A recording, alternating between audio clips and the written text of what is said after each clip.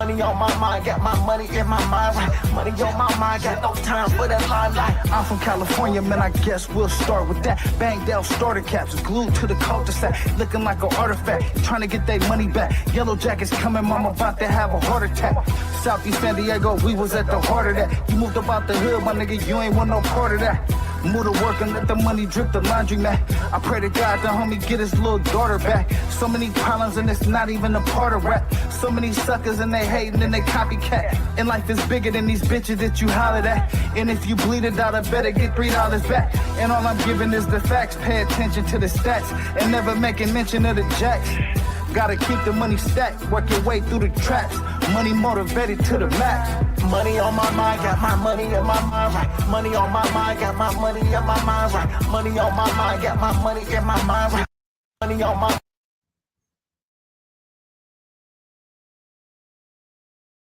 We back. You know what I'm saying? We back. Yeah, they didn't want us to come back. They ain't want my black ass back in here, but we back. You know what I'm saying? Welcome to the remix with Cali Dre, man. What's up with y'all? How y'all living, man? You know what I mean? Cali Dre is in the building, man. I appreciate y'all for tapping into the show. You know what I mean? Man, what's going on with y'all today, man? I got up feeling real good, man. You know what I'm saying? Stepped out, did a few things, man. But I was like, you know what, man? I want to chop it up with the people. You know what I'm saying? I want to chop it up with the people today, man. So, yeah, I hope y'all enjoyed today's show, man. I'm going to continue a conversation that I've been having the last couple of nights because that's just what I've been on, man. I've been on some old school hip hop vibing out, man, reconnecting with the roots of when hip hop was great. You know what I'm saying? And I'm gonna continue that today, man. I'm a stick. Hey, listen, if you want the real, if you want the whole scandal exposed, I'm gonna do that shit today, man. You know what I'm saying? I ain't gonna waste no motherfucking time with this shit, man. I appreciate y'all for rocking with your boy. Hey, listen, if y'all was coming in for some news or some, you know what I'm saying, some politics, we ain't on that shit today, man. So y'all gonna have to tap back in with your boy like tomorrow, man. I'll be TikTok Magermind grows. I'll be back on y'all ass tomorrow. You know what I'm saying? Today, man, I'm just kind of chilling, man. You know what I mean? This whole weekend, I just been vibing out. It's been cold as shit in California, man. You know what I'm saying? So I'm in the spot, you know what I mean? Digging through the crates, trying to see if I can find some interesting content for the people, man. And so I think I got some, man. But I'm gonna continue, you know what I'm saying, the discussion we've been having the last couple of shows here about Tupac and Biggie. I dug deep in the Tupac situation. Keefy D is in jail right now for the murder of Tupac. So the Tupac case, I feel like, is, I don't want to say 100% solved, but there's a lot more clarity on, what happened to Pac and Pac's situation. Although I did see a video today that may bring some of that into question, but I'm gonna run that content a little later, man. Today I want to focus back on Biggie Smalls, man, because last night I think I started to uncover the connections of the cover-up, right? And you had FBI investigator Phil Carson, documentary filmmaker Don Sikorsky laying out the cover-up of the murder of Biggie Smalls and the players that were involved and how the LAPD reacted every time one of their investigators got close to uncovering the truth. And so we're going to pick right up with that. And today I'm going to uncover even more explosive information that basically solidifies who the main players were, what actually happened to Biggie Smalls, and why it happened. But before I go there, man, I want to, you know what I'm saying, shout out to the people that's viewing the channel, running the views up, man. Subscribe to the channel, man. Hit the likes, hit the hypes. You know what I'm saying? I'm on YouTube, Twitch, Instagram, TikTok. You know what I mean? Tap in with me, man. I'm going to tap in with y'all wherever. I mean, let me know where y'all at. You know what I'm saying? I'm going to pop up over there like the State Farm guy. I'm popping up over there. Let your boy know where you at. You know what I'm saying? But yeah, today, man, I'm just kind of vibing out, you know what I'm saying, on this old school hip hop. I'm going to try to give y'all the main players and the main part of the story right now in this show, man. So stick around. You know what I'm saying? I hope y'all enjoy this content. And that, with that being said, man, let's get right to it, man, because that's really the only way I know how to do it, man.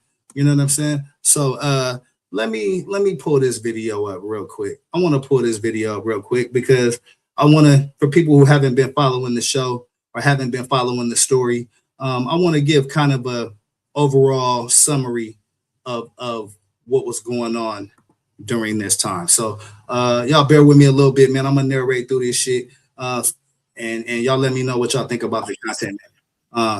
Get the likes up, get the hypes up, subscribe to the channel. It's the remix with Cali Dre, man. I appreciate y'all for tapping in with your boy. Let's get to it, man. Let's get to it.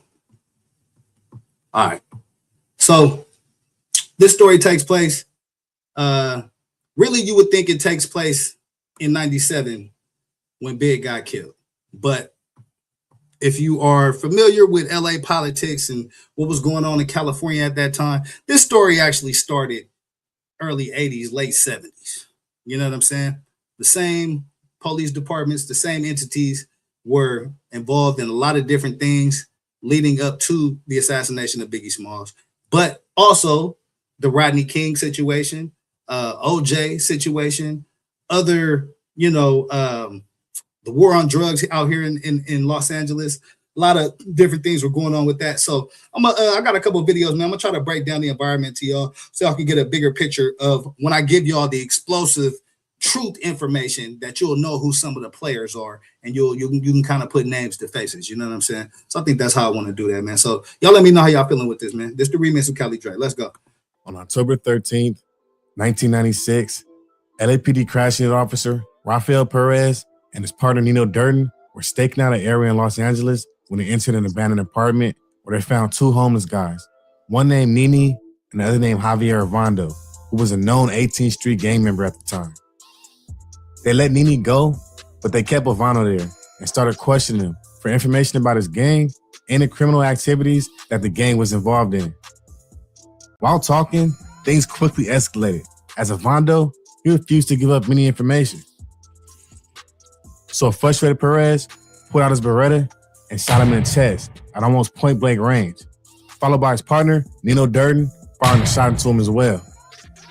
Perez then lifted Arvando off the floor by the front of his shirt and fired a round into the side of his head.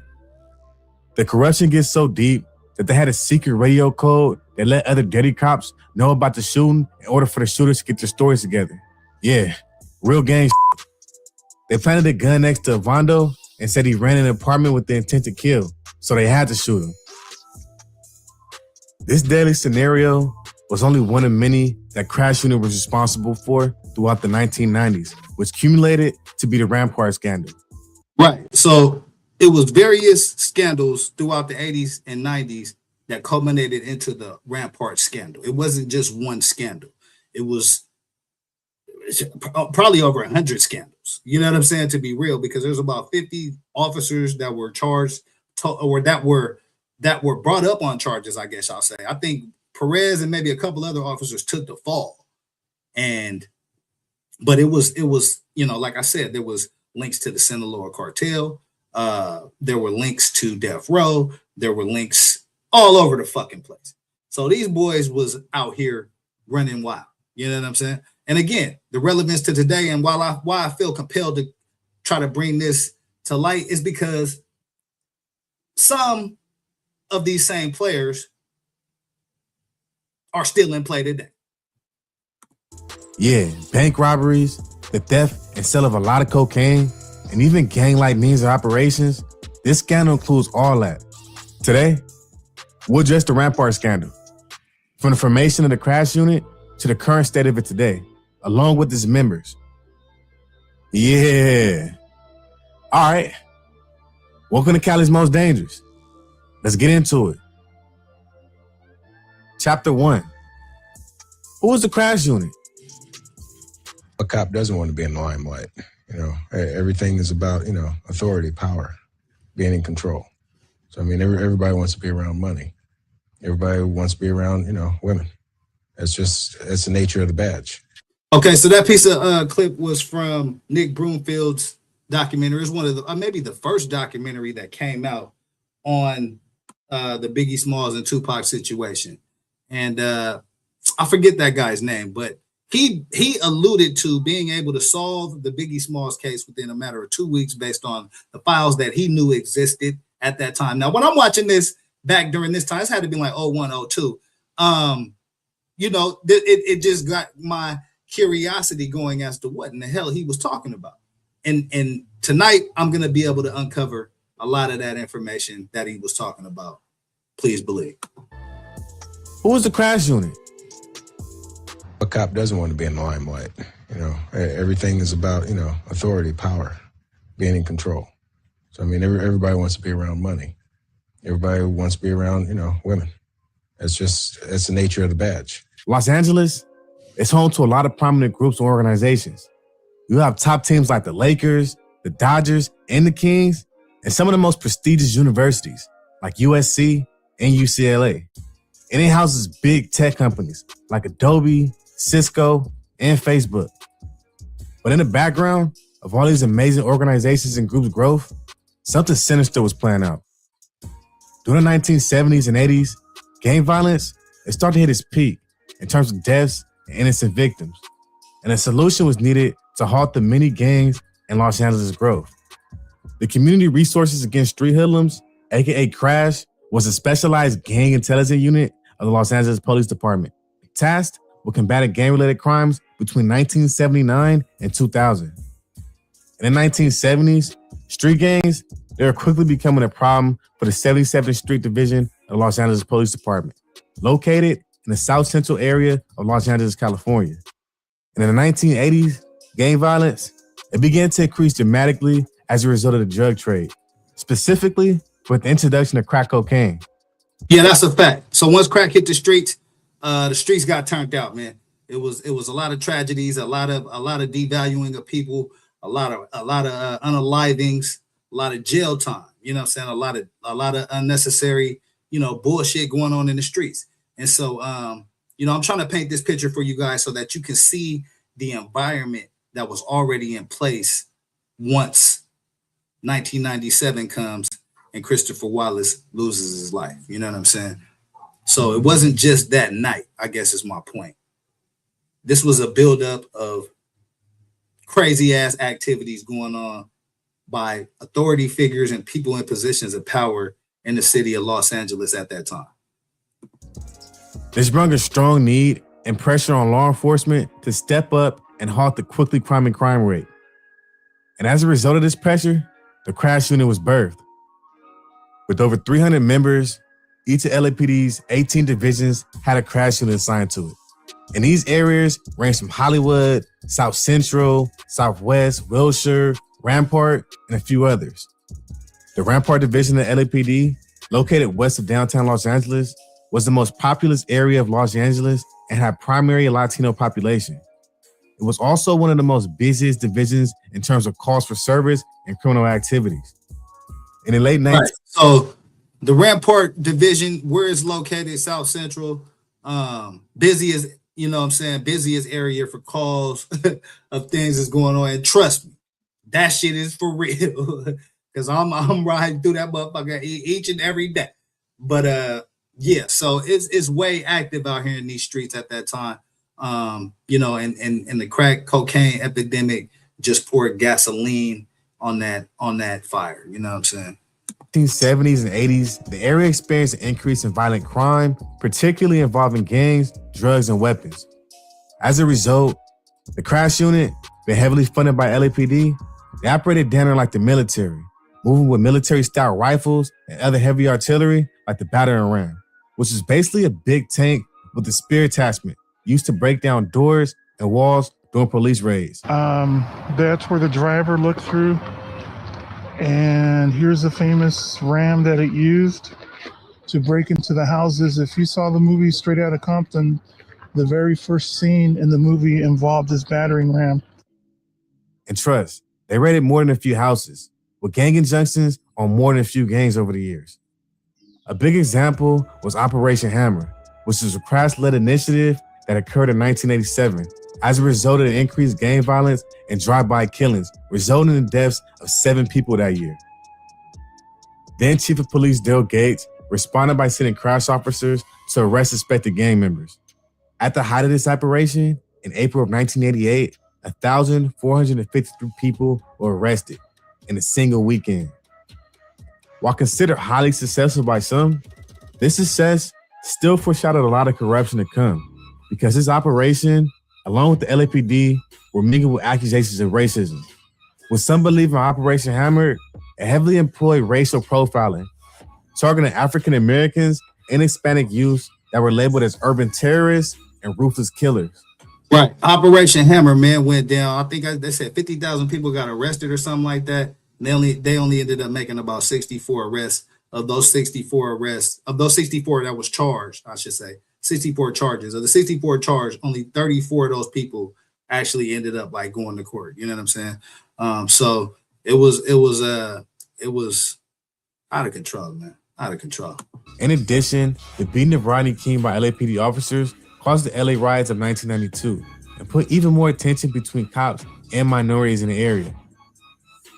Crash officers, they were required to get to know gang members, their names, habits, and friends to keep on top of gang activity. Right. So hold on, I want to go back and read this real quick because there was something that just popped up. Here, I want to see that. The increased gang violence and drive-by killings resulted in the deaths of 7 people that year. Then Chief of Police Dale Gates responded by sending crash officers to arrest suspected gang members. At the height of this operation, in April of 1988, 1,453 people were arrested. Okay, there we go. Weekend. 1,453. While considered highly successful by some, this success still foreshadowed a lot of corruption to come, because this operation, along with the LAPD, were mingled with accusations of racism. With some believing Operation Hammer, it heavily employed racial profiling, targeting African Americans and Hispanic youth that were labeled as urban terrorists and ruthless killers. In addition, the beating of Rodney King by LAPD officers caused the LA riots of 1992 and put even more tension between cops and minorities in the area. Right. So it resulted in 50 deaths. It says 2,300 reported injuries. Crash officers and $1 billion in property damage. This was the riots that happened after the Rodney King verdict. So as I said, the environment that happened the night Big was killed, it was already a very toxic environment by the time it got to 97. You know what I'm saying? You got all the shit that was going on in the 80s with the crack epidemic. Then you got, you know what I mean? You got the formulation of what happened to Rodney King, along with O.J. Simpson. It was a lot of things going on in the air, man. And at this time, the officers' crash unit was running around, you know, mistreating the society, man, mistreating the streets. And so it was a very, very toxic environment, man. You know what I'm saying? But that all plays a part in what happened to Biggie Smalls. And some of these same officers that participated in some of these things or in these same divisions, you know what I'm saying? It still lingered on. They were still present at that time. You see what I'm saying? They were required to get to know gang members, their names, habits, and friends to keep on top of gang activity. The units, they were actually successful citywide in reducing gang-related crime. But some critics believe that Crash administered rough street justice, harassing and abusing suspects and falsifying reports. Even worse though, others accused Crash members of being a police gang themselves. Yeah, the Crash shooter name fits them well because they had more than a few Crash dummies willing to do anything to gain power. So accusations. We're about to get into how this organization is one of, if not the most corrupt, in not only California, but the nation as a whole. Chapter 2. One domino falls and the rest follow. I believed in the protect and serving the people. I really did. But on the inside, behind closed doors, that it wasn't the case. When it came to cops being investigated, we weren't serving the public the way we should have served the public. So that was Russell Poole, man. That was the first investigator on the Biggie Smalls case. And he actually uncovered he uncovered a lot. He pretty much solved the case. Like, Russ Poole pretty much solved the case. I'm gonna be honest with y'all. The motive to fall in the Rampart scandal was an incident that involved Officer Frank Liga. Liga, who had been a cop since 1986 and a detective since 1990, was assigned to the narcotics division. And on March 18th, 1997, him and other members of his team were staking out a suspected meth dealer. Liga, he was a point man, which required for him to send an unmarked 1990 Buick Regal waiting for a drug deal to happen so that he could follow the suspects back to their source and make the necessary arrest. After a while, though, the operation was called off. Okay, I'm gonna stop it right there. So what he's explaining now, this is the incident that initially led Russ Poole to begin looking at what was going on with police officers and to begin looking at what was going on at death row. And like I said, when Russ Poole, he pretty much solved the case. He didn't have all the details. He had all the players. He had pretty much the picture of what happened, but he didn't know how deep it went because every time he tried to uncover that information, he was shut down. And so when we break down some of the Phil Carson, the FBI agent that worked the case, he was able to take over not only from where Russ Poole left off, but also where Greg Kading, had left off as well. So again, the FBI agent Phil Carson in the dossier has the most complete picture of this entire thing. But I feel like this information is relevant just to give you guys a clear picture of what the environment was at this time. Liga drove on to Ventura Boulevard. While he was stopped at a red light, a green sports utility vehicle driven by Kevin Gaines pulled up right next to him. The two made eye contact for a while, and a brief argument soon followed, with Liga telling Gaines to pull over for a fight.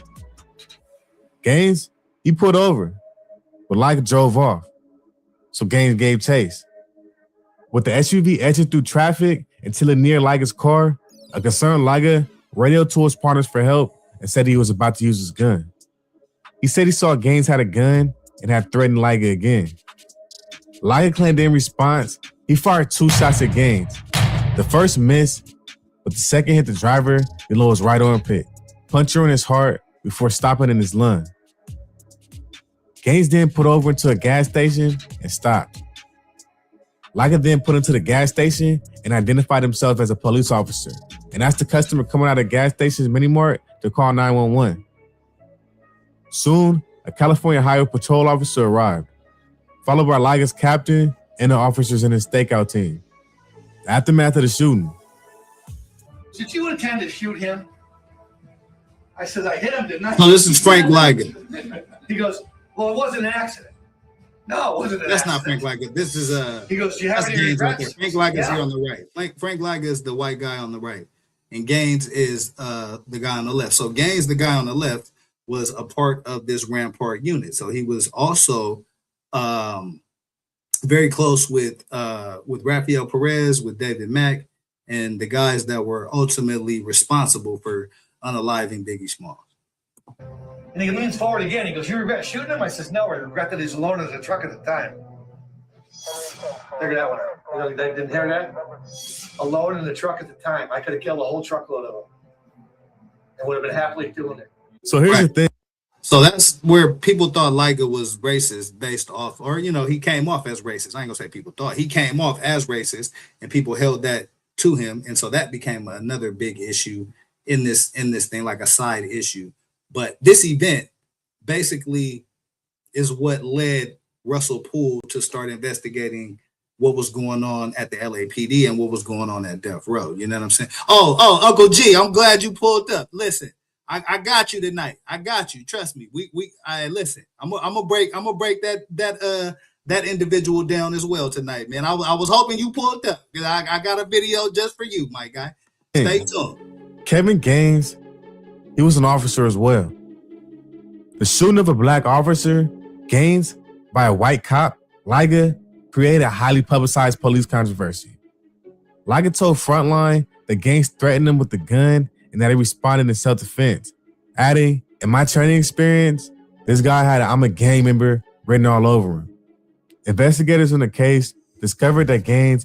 You know what I find interesting though, and now a lot of people say that about Gaines. This is Gaines right here on the left. Gaines was shot by the guy Liga right here on the right, and that's kind of what initiated Russell Poole to start investigating LAPD as well as Death Row in what they were into. Not the murder of Big yet, because that hadn't happened, but just what they were into and that led up to, you know what I'm saying, him connecting all the dots, you know what I mean? But people always said Gaines like came off as a gangster. In all the pictures I see of Gaines, he don't get that vibe to me, you know what I'm saying? So I always thought that was pretty interesting. But even Liga ended up shooting him, said that he was flashing gang signs and he came off as a gangster. But I mean, you know, pictures only give you a snapshot of what a motherfucker really about anyway, though. You know what I'm saying? Had allegedly been involved in similar road rage incidents, threatening drivers and brandishing his gun. They also discovered troubling connections between Gaines and Death Row Records, a rap recording label owned by Marion Knight, aka Suge Knight, that investigators came to find was hiring off-duty police officers as security guards. This situation, it was headlined across the nation and beyond. Retired LAPD Sergeant Cheryl Dorsey is among those who contend the voice is that of Frank Liga, a longtime LAPD narcotics detective. He was working undercover back in 1997 when he became involved in a confrontation with off-duty officer Kevin Gaines and shot and killed him. Liga contended Gaines had pointed a gun at him. The department exonerated Liga, but the city paid the Gaines family a $250,000 settlement. Mr. Liga's version of the facts was really right. So let me stop it right there, because as you can see, the city had to pay out $250,000 on this suit, right? And so there was a bunch of other payouts, I believe, that they had to do based on this Rampart scandal. And then in comes Miss Wallace with her $500 million lawsuit. You see what I'm saying? So again,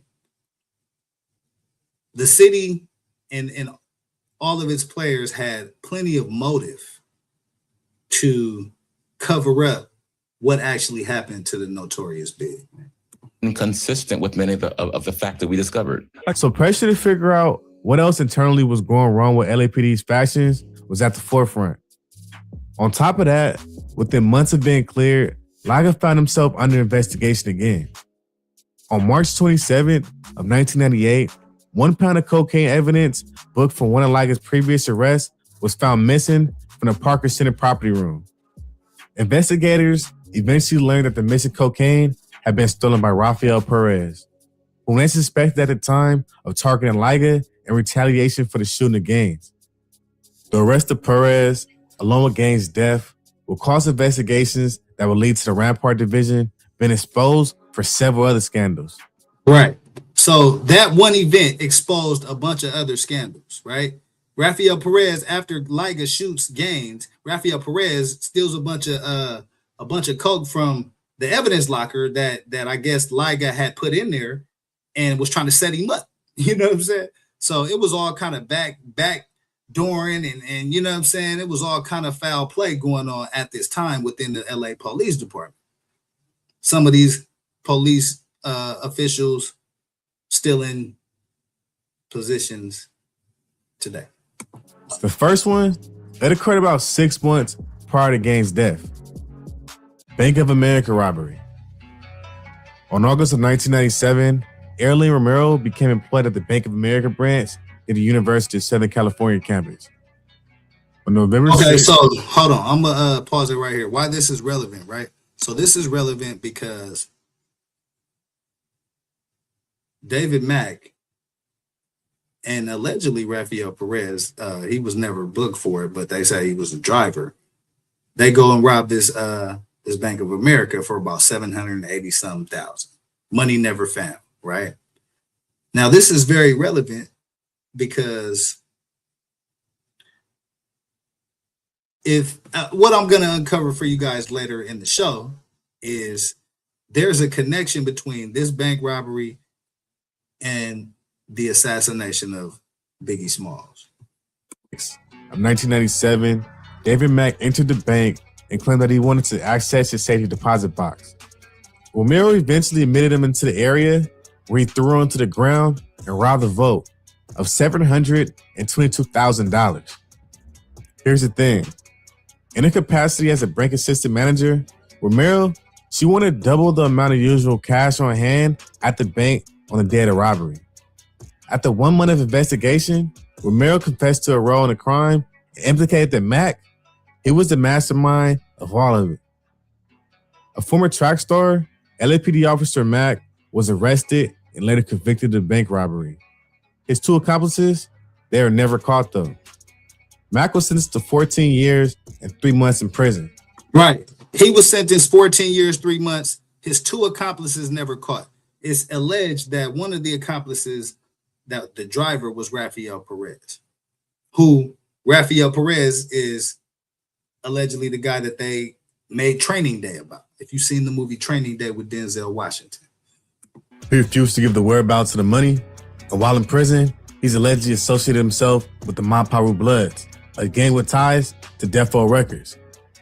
Detectives investigating Mack discovered that 2 days after the robbery, Mack and 2 other police officers, including a former partner, Rafael Perez, spent the weekend gambling in Las Vegas, spending thousands of dollars.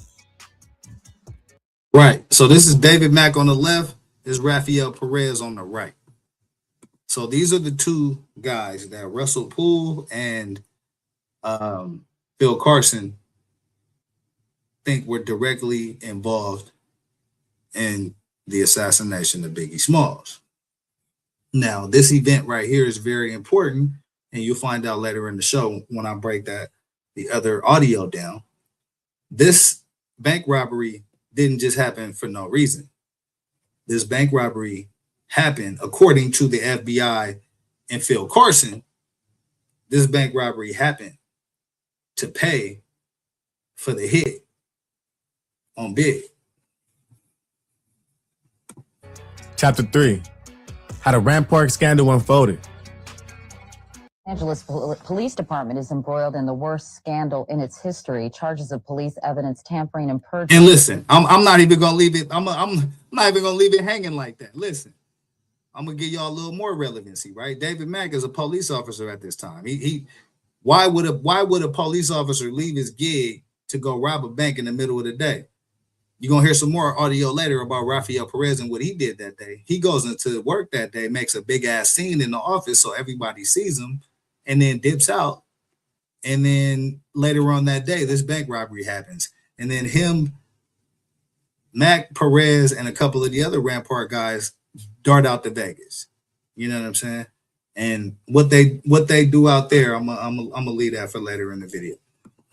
Have led to the freeing of dozens of inmates who were wrongly accused and convicted. Prosecutors plan to ask a judge today to overturn more convictions as a result of the ongoing LAPD corruption scandal. That now brings the total number of cases overturned to 40. Meantime, the city is dealing with a growing number of lawsuits growing out of this scandal. Several major developments today. Right. So you got a bunch of lawsuits and you got a bunch of cases being overturned. That looks very bad for the city. That looks terrible for the city, the city attorneys, the police department, to the entire city.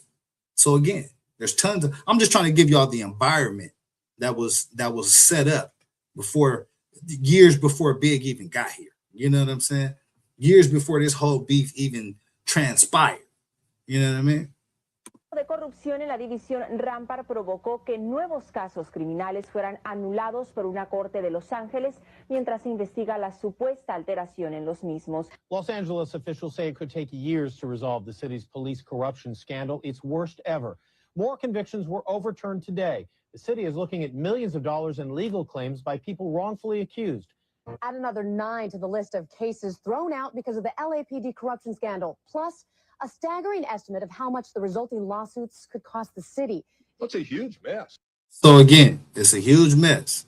You got lawsuits being overturned, millions and millions of dollars in civil lawsuits from people who was wrongfully accused.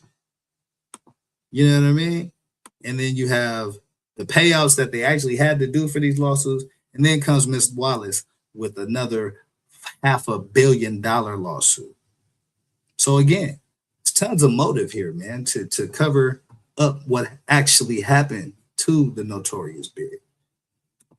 That description of the Rampart police corruption scandal given today by District Attorney Gil Garcetti. 9 more criminal convictions thrown out today. That makes 40 so far, including Stephen Garcia's. I lost my family, my home, cars, clothes, everything. All right, so we're about to get into a crazy timeline on how the Rampart scandal played out after all this. But first, let me give you all a quick summary of what's going on so far. After the LAPD established crash units around Los Angeles, most showed positive and early results in terms of decreasing gang violence But only after a few years event started, complaints started coming in from locals accusing the unit of racism and prejudiced behaviors against the locals. This prompted the early investigations of scandal within LAPD, but these investigations, they really took off after the death of Kevin Gaines, the robbery David Mack took part in, and the missing cocaine from the evidence rooms. All right, so you all caught up? All right, so look, what he said was important, right? It really got kicked off when with the Gaines' death. That's when Russell Poole entered into the equation. With David Mack's bank robbery of $722,000, which I just told y'all that was done to pay for the hit for Biggie Smalls. And then the missing cocaine that Rafael Perez took from the evidence locker to try to frame Frank Liga for shooting Gaines. So again, it's all interconnected, right? And one of the things that I've uncovered and noticed about all of the versions of this story that comes out is there isn't a deliberate effort to try to throw you off the scent. And again, the reason why I'm doing this shit, man, because I love Pac and I love Big, man. That was two of my favorite rappers, man. And you know, what happened to Pac is I feel like, you know, he played a part in, you know, what happened to him that night. But what happened to Big, man, I think was a boomerang of that. You know what I'm saying? But also, I think it's been covered up so much. And that's the part I just have a problem with. You know what I mean? And so when I found this information that I'm going to show y'all tonight, it was just very enlightening to really know what the fuck really happened and who been playing who and who been on camera lying and who's still in power after they done covered all this shit up. I mean, shit. That part right there, that last part is most relevant to me because, you know what I mean, I'm out here and that's some spooky ass shit. You know what I'm saying? So let's get to a little bit more of this, man, and I'm gonna uncover some other information for y'all. I hope y'all rocking with this, man. Get your ass back and watch it. I can't help your ass at this point. Anyways, fast forward to February 1998. At this point, there was a full-scale investigation going on, and the FBI, along with other officials, were in the process of gathering more evidence. On February 26th of 1998, LAPD Officer Brian Hewitt, a member of LAPD's elite anti-gang unit, crashed while 18th Street gang member Ismael Jimenez to the Rampart police station for questioning. Hewitt, he allegedly beat the handcuffed Jimenez in the chest and stomach, causing him to vomit blood. After being released, Jimenez went to the hospital, where officials notified the LAPD of his injuries and complaints. So this is another story that happened. I mean, as you guys can see, it was rampant, just mayhem going on in the city, within the city structure. You know what I mean? Within the police department, within the attorney's office, and as later I will uncover within the LA Times as well. But these are all things, man, that again are documented. This puzzle is so big, and there's so many players that's kind of what they count on, is that you won't be able to put the pieces together. But luckily, y'all got your boy, because I got an analytical mind for this shit, right? And you know, it's actually something I was very interested in, man. Like I always wondered, like, damn, what happened to Big? What happened to Pac? And when it's you know, as a fan, you like, damn, you know, I really want to know what happened. Shit, I don't want no bullshit. So like I followed all the documentaries and, you know, whatever information I could find in magazines and books and shit like that. And you know, you start to like notice a few things, right? And you start to just be able to tell the real from the fake, man. And so that's what I try to do on this show. You know what I mean? And that's what I'm trying to do with this segment that I'm doing here, man. So now that you guys kind of have an idea of what the environment looked like, I want to get into some of this other. Actually, here, let me watch this video real quick, because the rest of that video is just basically going to go into Rafael Perez. He was a very big player in the entire Rampart situation, but as far as, and actually a big player in what happened to Big as well. So there's basically like 5 main players that Russell Poole and the FBI investigator determined were responsible for the unaliving of Biggie Smalls. It was David Mack, Rafael Perez, I believe Sammy Martin, maybe another Rampart officer, and Amir Muhammad, right? So those are all names that, these documentaries prove were directly linked to what happened to Big. But there's two parts to the Biggie Smalls assassination that makes it interesting to me, right? There's the initial assassination of what happened to him in the street, but then there's also a whole cover-up play that happened a couple of years later after Miss Wallace filed her lawsuit. So again, there's a lot of moving parts to this, but that's just kind of how I think about it in the simplest way, right? It's what happened to Big, and then it's the cover-up of what happened to Big based off the city not wanting to pay $500,000 after all the shit I just showed y'all on this Rampart documentary that I'm probably gonna get hit with a copyright strike for, because this shit had music in it. So y'all get the likes up, man, if y'all feeling this shit. You know what I'm saying? Because I'm probably gonna get hit with I'm not monetized anyway. You know what I'm saying? Help me get to the mountaintop. You know what I mean? Get the likes up, get the hypes up, subscribe to the motherfucking channel, man. But so that's kind of what we've uncovered so far, right? So I just wanted to give y'all a little bit on the environment of what was going on, let y'all see some of the players, let y'all see some of their faces, you know what I mean? So that when you hear the next part of this audio that I'm about to play, if y'all stick around for the audio, you know what I'm saying, it's gonna blow y'all mind as far as how deep this shit goes. And so without further ado, man, I think I'm about to get right to it. I think that's the only video. I think y'all kind of get the point on that shit, man. So I'm about to play a little bit of this audio for y'all that basically lays out exactly what happened to Big, why it happened, who did it, who covered it up, all that shit. So hopefully y'all stick around for that. If not, watch the replay. If not, hit the like button and then dip out. I don't give a shit. As long as y'all hit that like button and subscribe to the channel, I don't give a shit. But check this out, man. Let me know how y'all feeling about this. We're gonna get to it, man. We're gonna get to it. Here, let me share this real quick. Yo, let me know in the comments too how y'all feeling about this, man. Because I've been trying to figure out the best way to present this to the people, seeing as how some of it is just audio. So I feel like, I wanted to give y'all some video visuals as well, so y'all can see the people, see the players. When you hear the names, it'll kind of make a little bit more sense. So let's do that. And let's do that. Get the likes up, man. I appreciate y'all for rocking with your boy as I run through this content. This next bit of content right here is definitely gonna shock y'all if y'all into this topic. And hey, Uncle G, I got you, man. We finna come up on your part of the show, because there's a whole breakdown on Reggie Wright, his involvement, and not only what happened to Big, but also what happened to Pac, man.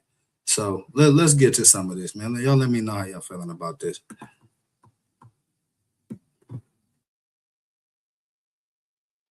What happened that have not come forward.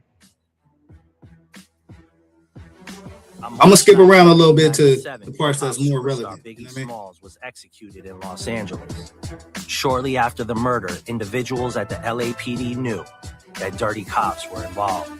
For the last 23 years, the LAPD, City of Los Angeles, and the LA Times have covered up information and investigative leads that would bring justice to Valletta Wallace and her family. You're now listening to episode 1 of The Dossier, the LAPD cover-up of the murder of Biggie Smalls.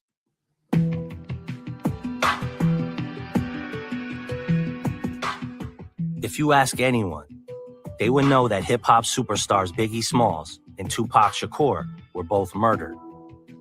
They would also know that even though both of them were gunned down in front of many witnesses, that their murders remain unsolved. To clarify here, there are two main theories on who killed Biggie. First, ex-LAPD detective Russell Poole, whose case was based on police corruption inside the LAPD. This was depicted in Nick Broomfield's 2002 documentary, Biggie and Tupac. Secondly, ex-LAPD detective Greg Kading's theory that gang members killed Biggie in retaliation for the murder of Tupac Shakur less than a year earlier. This theory was made into a scripted TV series on the USA Network, starring Josh Duhamel as Greg Kading, named Unsolved. My investigation picks up where these two left off, with FBI agent Phil Carson of the FBI's LA Field Division. The lies that were told in this case are so big that many people involved have not only profited from it, but have also used red herrings to escape justice, setting in motion an avalanche of rumors and conspiracy theories. When Tupac was shot and killed, it really resonated that things are really dangerous. You heard the same things we all heard at the time in the press, that one side was involved in the death of the other side, and then they... I'm gonna skip around a little Late bit. one night 18 months ago, I was digging through files on a public FBI website regarding the murder of Biggie Smalls. I noticed a name kept popping up. It was FBI agent Phil Carson of the LA Field Division. I sent a blind email, an email I never thought would be answered. I was used to getting shut down many times trying to figure this story out, but I felt I had a new lead. Phil not only responded, he told me he knew who killed Biggie, who covered it up, and why the murder remained unsolved. He also told me that his career was nearly ruined in his search for the truth. You've seen all the movies and documentaries. You've read all the books and articles. You may even think you've heard it all. I'm here to tell you, you haven't heard it all. Any story that you've heard today is the product of misinformation delivered from the LAPD and the Los Angeles Times.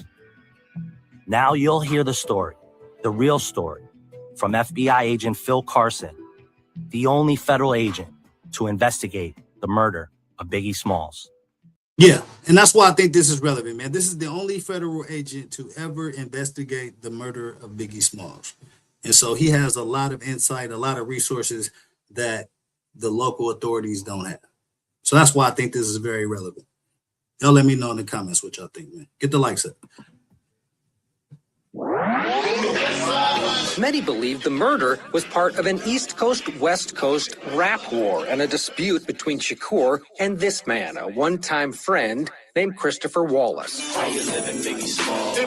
Actually, hold up. Nah, we gotta skip through that. Hold up. What's all that? Yeah, fuck all that. They ain't finna hit me with that copyright. Let's go. Let me back up in order to go forward. My name is Don Sikorsky. I'm a documentary filmmaker by trade. 13 years ago, I directed a film called Rap Sheet, Hip-Hop and the Cops. In that film, I found a 500-page secret dossier that the NYPD, the FBI, and the U.S. Attorney put together that included surveillance documents of all your favorite rappers: Jay-Z, Tupac, Biggie, Busta Rhymes, Lil' Kim, and 50 Cent. This book and film was the start of a long journey investigating the nexus of hip-hop and crime. The murders of Biggie and Tupac have always been a subject I wanted to investigate. I just needed a new lead. I was driving in the hills of Los Angeles on August 22nd at about 8:43 p.m. when my cell phone rang from a blocked number. Another reason why I'm playing this for y'all is because as you guys listen to it, I want y'all to listen to how detailed these conversations are. They're giving you exact dates, exact times. If you listen to a lot of the other documentaries, that level of detail, in my opinion, was missing a little bit. So that's why I trust this information, along with the fact that the only federal agent to ever work Big's case is telling the story.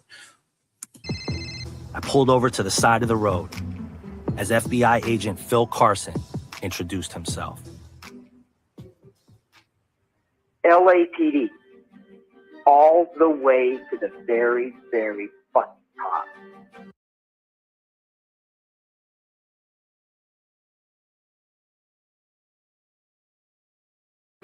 exactly what was going on. They briefed on certain. Oh shit, I was muted. Yeah, what I said was that's Phil Carson right there. Listen to what he has to say. Stuff.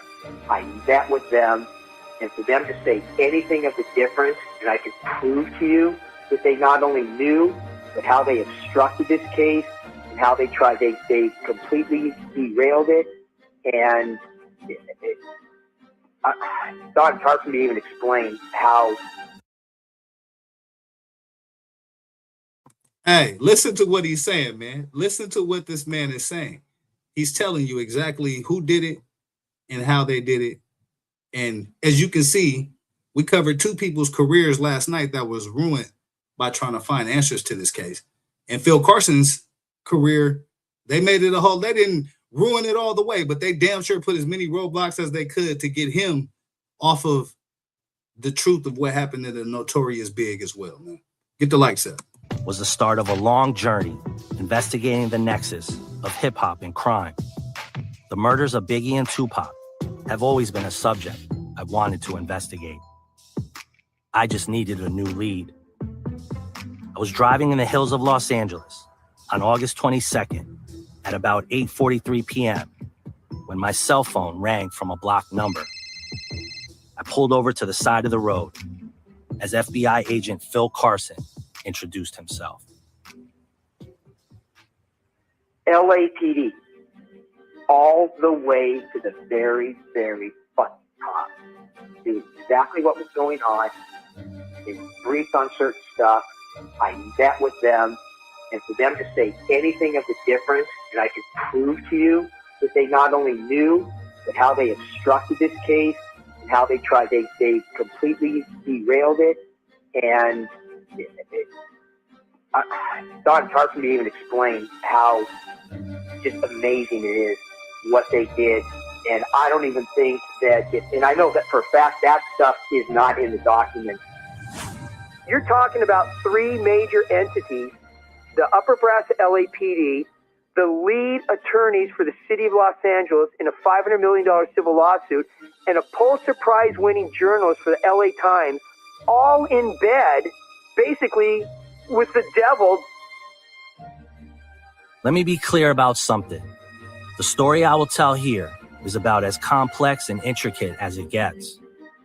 It also involves a list of names from the LAPD, the city attorneys for Los Angeles, gangsters, and dirty cops. These names are the names of the individuals who conspired to cover up the murder of Biggie Smalls. Pac is a strong dude, yo. I know Duke, you know what I'm saying? He's real strong. So when they No, they're not finna hit me with that copyright shit here. We gotta get through that. What's cover that? up and obstruct what the operations that I'm doing. And I'm briefing my bosses and I'm telling them about, the operations that I'm doing and the evidence that I'm gathering. They're having a real hard time digesting that people of their own level at LAPD would actually go to the lengths that they were going to cover up and obstruct what I was trying to do. What's interesting still, though, is the FBI didn't do anything wrong in all this. Let me make sure I'm 100% clear here. The FBI and my bosses did nothing to obstruct me from making this case. They supported me 100%.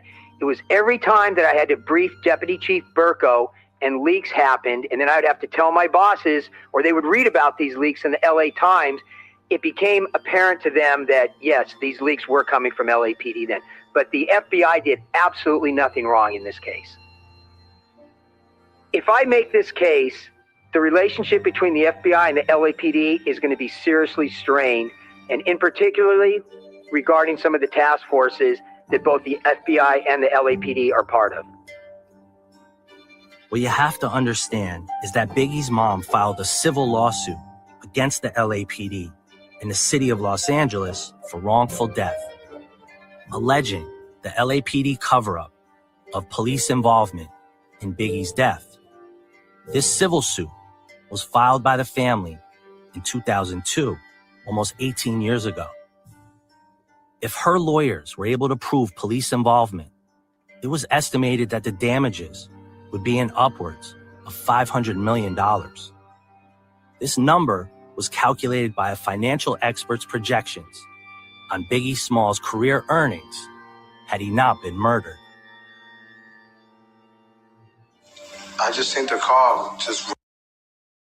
Yeah, and so when I looked at that yesterday, right, I broke that down yesterday. So the 500 million in 97 is about $1 billion today. So that would have most definitely bankrupted the city. And as you can see in the earlier videos we saw with all the other lawsuits that were going on, all the overturns, the Rodney King situation, you got OJ happening. And that's all after crack hit the street. So it was a lot of shit going on in California and specifically Los Angeles during this time. You know what I'm saying? And so that's why I think this is a very interesting story, again, because some of the players and names that you will hear in this documentary are still in positions of power today. And that's why this shit's still very much relevant to me. Let me know how y'all feeling about this, man. Hit the likes up. Roll up and just start shooting in there. One dude in the car by himself. You know what I'm saying? I was sitting outside the window. I was looking out the window and the car just rolled up, stopped right there. On the angle of us and started shooting the car. He only shot. That's Lil C's. Whoever did it, they had to see all that. And they had to plan it. It happened too good. And it was police out there. They shut the party down from a fire drill. So it was police there. After the Biggie death, I had spoke to a couple of police and I saw a couple of pictures that they had when they was watching us. They were showing me pictures of me, asking me who is that? I'm telling them that's me. So if you're familiar with the documentaries, that's Lil C's. That was his version of what happened. I'm gonna skip a little past that because that's all known information. And why is it? That's Miss Wallace. People probably heard that sound when she's asking if the FBI was following her son, why wasn't they there the night he got shot? Is that he had worked prior questions. I want to skip past that. We're gonna get to some of the more shocking stuff that comes out and gets uncovered. Or why he was killed. Actually went down by the higher up. I would like to know why. Miss Wallace would like to know why. If FBI was following my... The murder is horrible as it is.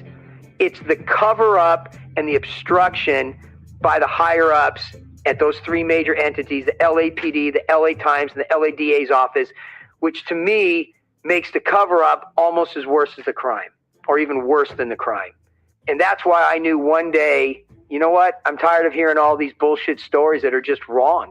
They're wrong.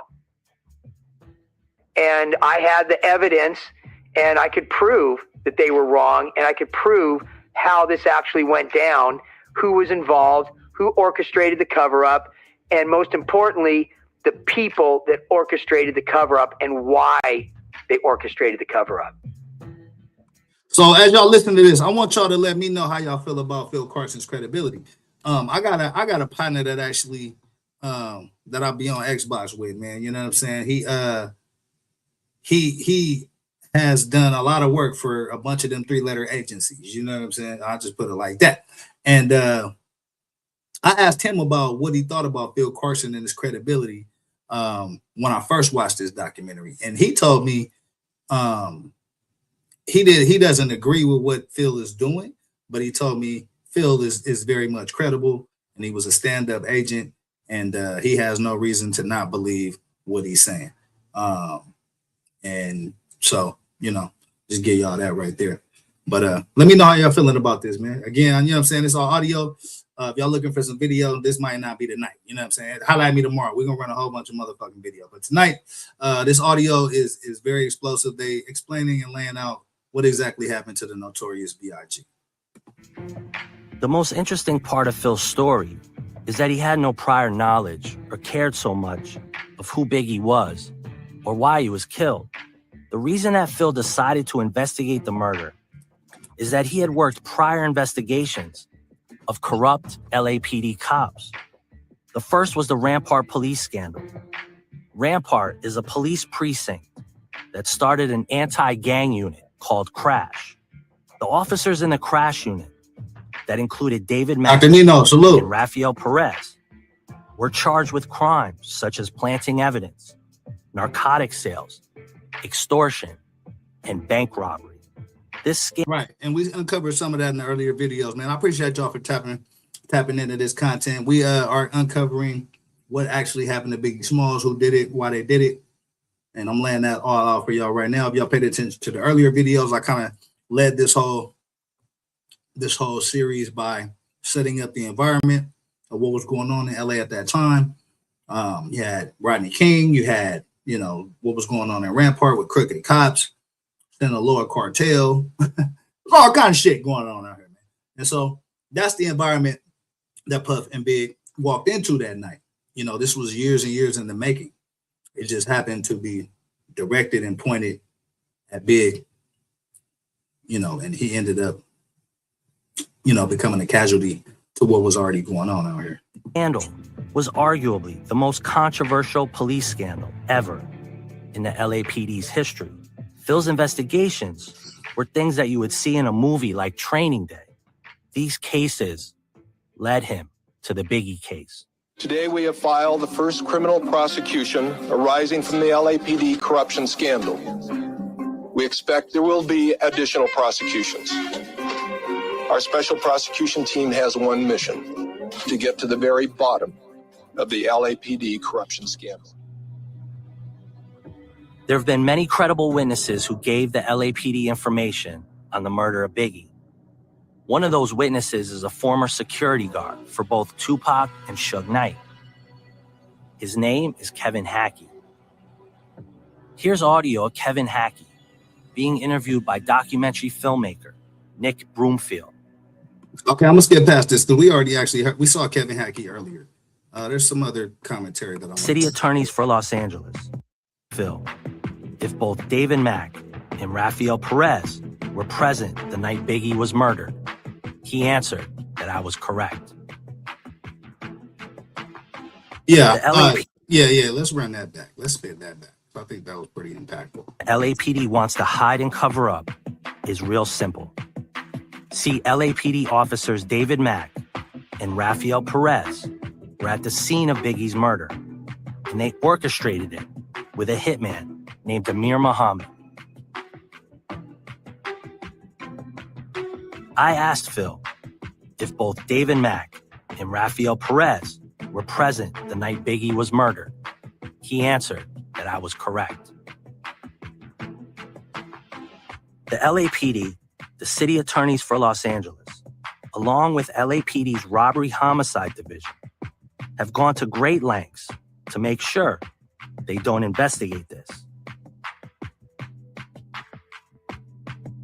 If anyone comes close to the truth, they shut them down. And to be honest, it's worked. Their power and influence has managed to cover this up.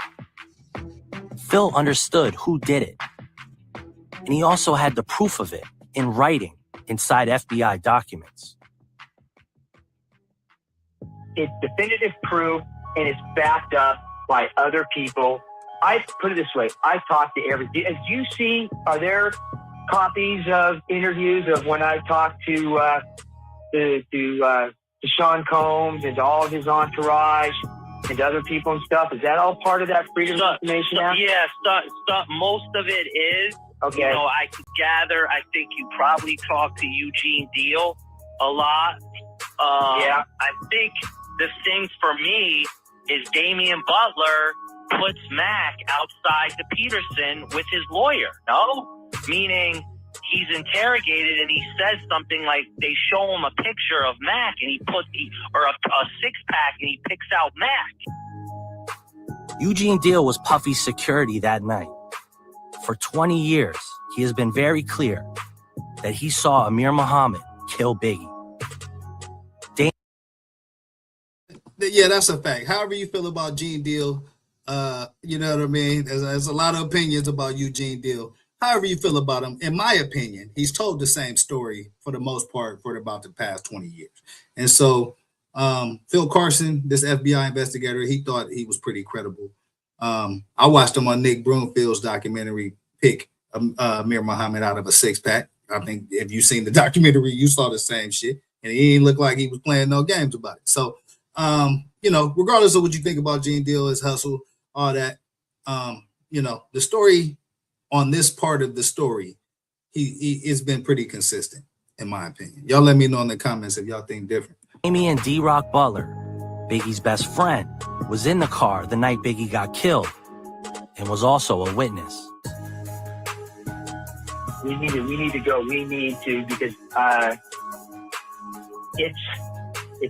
it's pretty intricate, and you're on the right track, and it'll all make sense, and it'll basically there's even stuff that's more damning, again, like I said, regarding LAPD and what they did, and it's not even, like I said, it's not a he said, she said. It isn't.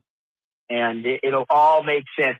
Honestly, what started this whole thing, Don, was I'm watching a documentary on the Biggie Smalls murder on TV one day.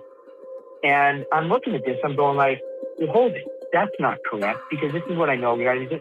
I said, you know what? I know what's going on here. And I went in the next day to my bosses, honest to God, true. And I sat down and I said, guys, these are the cases that I've done. This is the information. This is how it ties into the Biggie Smalls thing. And they're looking at this going like, yeah, you know what? Go ahead and run with it. And so I did. So, Phil, this stuff must have been eating at you for a little bit, though. I mean, this is heavy stuff. You have no idea. It didn't just eat at me for a little bit. It tore me apart pretty good. There's some things that went on, let's just say, late at night, this and that. Things got to a point where I'm speaking to our higher ups, and I said, you know what, guys? This is my reputation we're dealing with now. You know what, Phil? The way that I look at it, and I don't know if I'm being altruistic, there's a mother and a kid that was killed. And absolutely, at the end of the day. And I feel like, you know, if anybody listened to Miss Wallace, man, as this was going on, you know, her pleas to try to figure out what was going on and what happened. That hit, you know, me as a black man here in America, that shit hit me, bro. And you know, I always paid attention to her when she was on TV and felt like, damn, you know what? I want to know what happened to shit. You know what I'm saying? Like, you know, and so that's kind of how I got on this journey to find all the shit I've watched up to this point. And I think is the most relevant and most complete information regarding what happened to the Notorious Big. Y'all let me know how y'all feel about this content. You know, listen, and I don't know if I said this to you, in the course of me digging this stuff over the last like 3 or 4 months, I have never in my life seen grown men afraid to tell the truth as much as I have in this fucking situation. Yeah. It's unbelievable. Yeah, no, you're right. 100% correct. You're 100% correct. A dead kid and a mother that just asked for a few answers, and that's the way that I look at it. And I continually wake up every day and am astonished at literally grown men that would rather lie than tell the truth for whatever reason. And I think the way they looked at it, because this was brought up, is they thought of it as like, okay, you know what? So there's a 400-pound black rapper drug dealer that's dead. Who cares? Let's go ahead and just keep everything else status quo, and nothing bad happened under any of our watch, and nobody's going to be held accountable for this. So there's one dead body.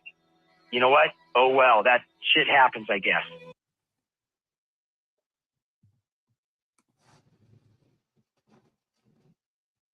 Yeah. So that's why I have a huge problem with this shit. And I think when I heard this part of the audio, it made me want to watch the whole rest of this shit and really find out what happened, because I'm tired of that sentiment. I'm tired of us being looked at in that way. And if there's answers to be had on what happened to Big, I want to fucking know. And so that's why I started diving into this shit, man. But he's kind of explaining, Phil Carson's explaining how he actually got handed the case, or how he was connected to it. And as I've explained to you guys, he had a lot of visibility into other cases. He worked a bunch of the Rampart cases. He worked the main Rampart case. He worked another case involving Sinaloa cartel, and that was connected to one of the cops that worked Rampart.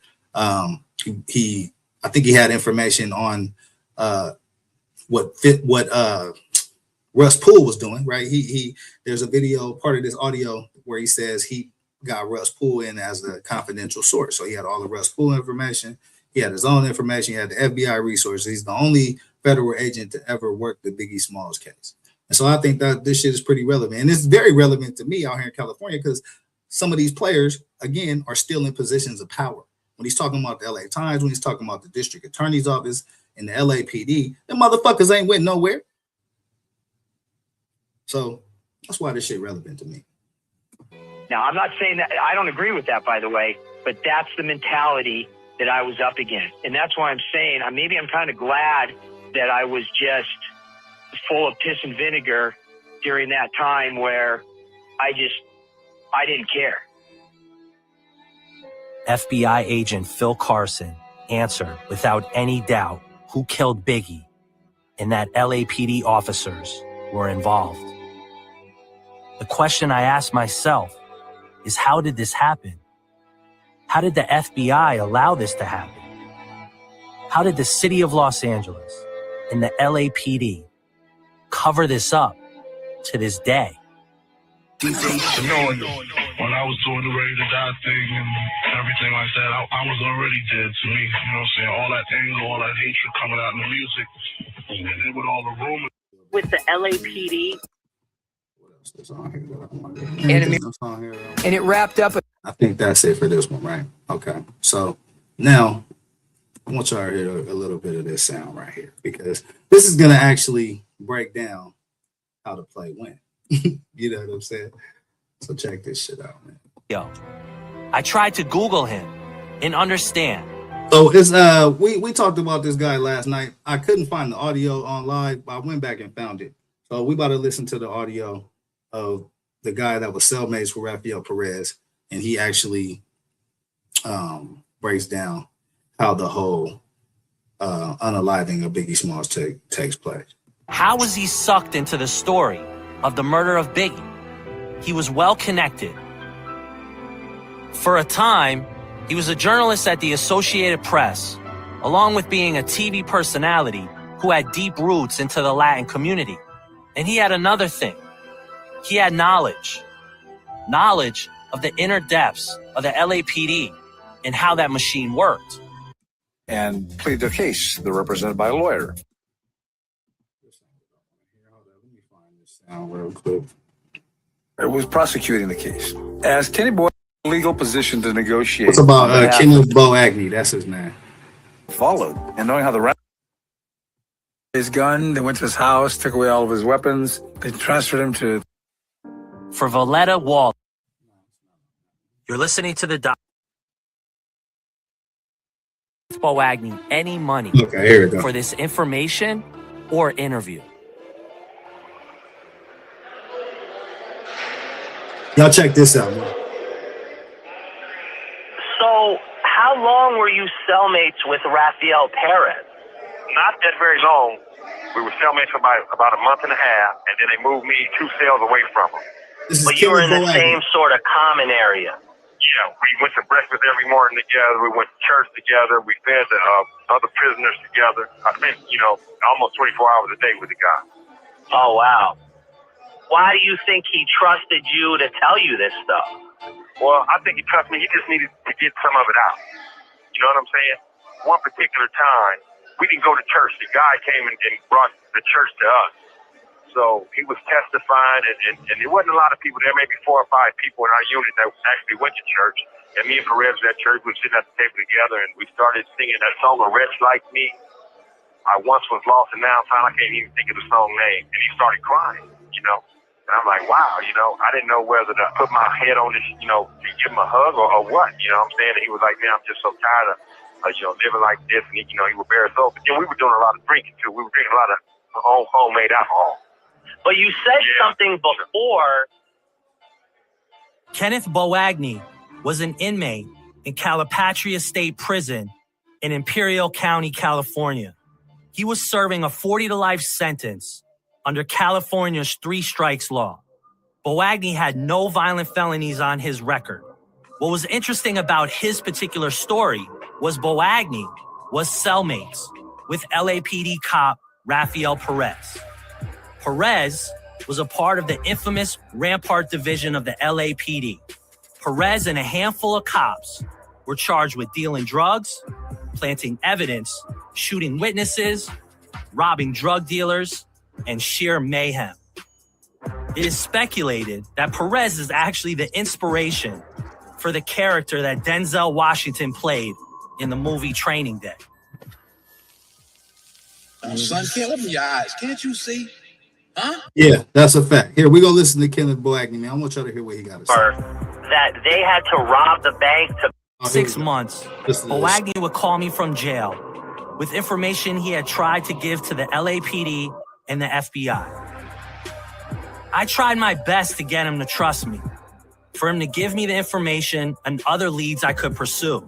You said something before that they had to rob the bank to pay Amir Muhammad because Suge backed out on paying Amir? Yeah. In the above recording, I reference a conversation. Whoa! Hold on. That's what I just told y'all, bruh. Hold on. I want to hear that again. That they had to rob the bank to pay Amir Muhammad because Suge backed out on paying Amir? Yeah.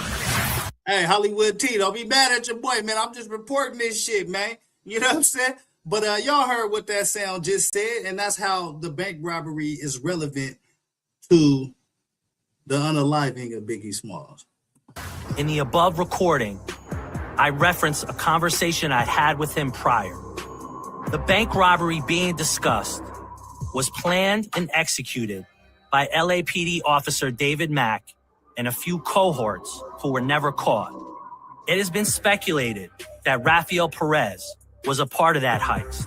David Mack would never talk to LAPD investigators, and the money that was stolen, which was close to $800,000, was never found ever. I guess Suge was locked up. When Reggie Wright came to everybody and got the information from Dave Kenner and all that stuff about what they needed to be done, the night Biggie was killed, and Perez went that morning and verified his body at the morgue and all that stuff.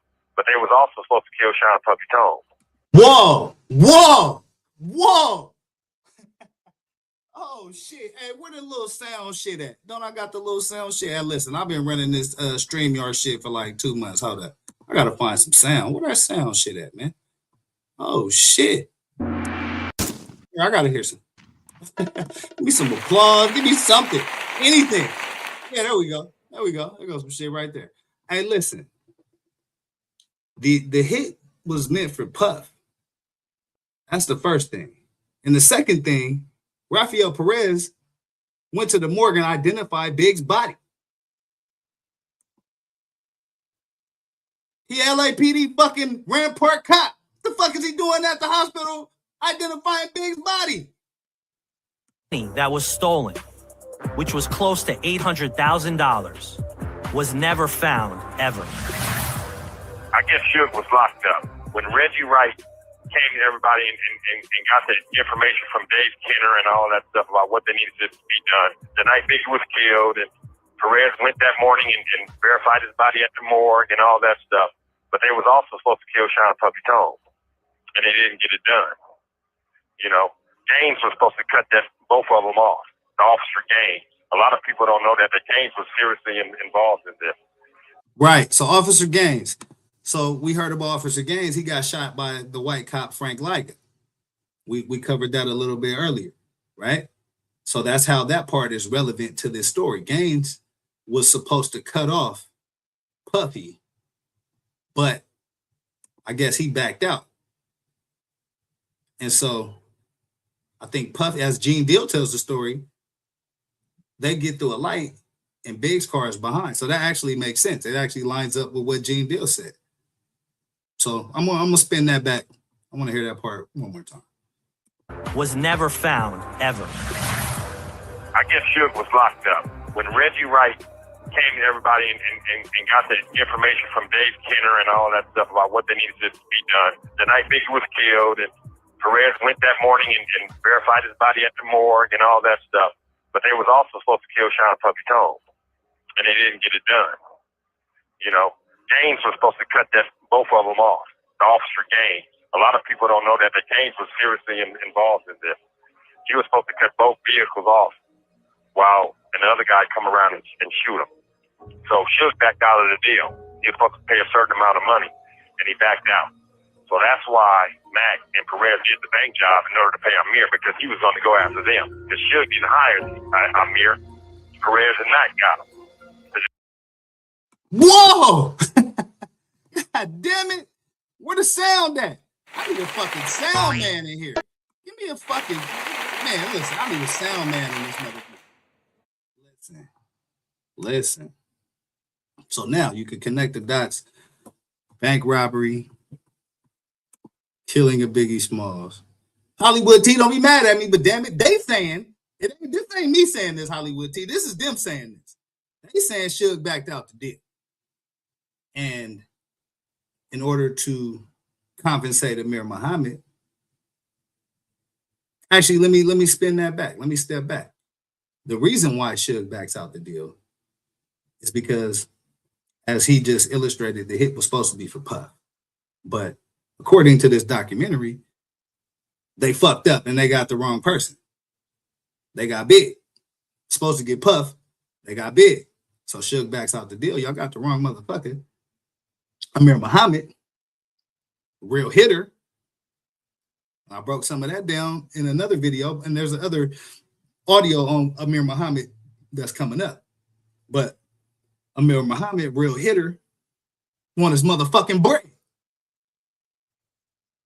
So that's how the bank robbery for $722,000. That's where that comes in. That's the reason why a police officer that had a career with the police department just decides to fucking rob a bank out of the blue one day. And then they dip off to Vegas, meet Amir Muhammad, break him his cut, and the rest of the money never been found. Y'all let me know in the comments how y'all feeling about this. Get the likes up. When Reggie Wright came to everybody and got the information from Dave Kenner and all that stuff about what they needed to be done, the night Biggie was killed, and Perez went that morning and verified his body at the morgue and all that stuff. But they was also supposed to kill Sean Puffy Tone, and they didn't get it done. You know, Gaines was supposed to cut both of them off. The officer Gaines. A lot of people don't know that Gaines was seriously involved in this. He was supposed to cut both vehicles off while another guy come around and shoot him. So Suge backed out of the deal. He was supposed to pay a certain amount of money, and he backed out. So that's why Mac and Perez did the bank job in order to pay Amir, because he was going to go after them. Because Suge didn't hire Amir. Perez and Mac got him to do the job. And they were scared of Amir Muhammad because Amir was a contract killer. Absolutely. You know, they were going to pay him. When they came and told him Suge backed out, you know, that's when they had to go do the bank robbery. And Gaines was supposed to be with them on the bank robbery, but he backed out. And he ended up getting killed on the freeway. And then another officer stepped in his place, Sammy Martin. See, a lot of people don't know that Sammy Martin was with Rafael Perez and David Mack in Vegas a couple of days later.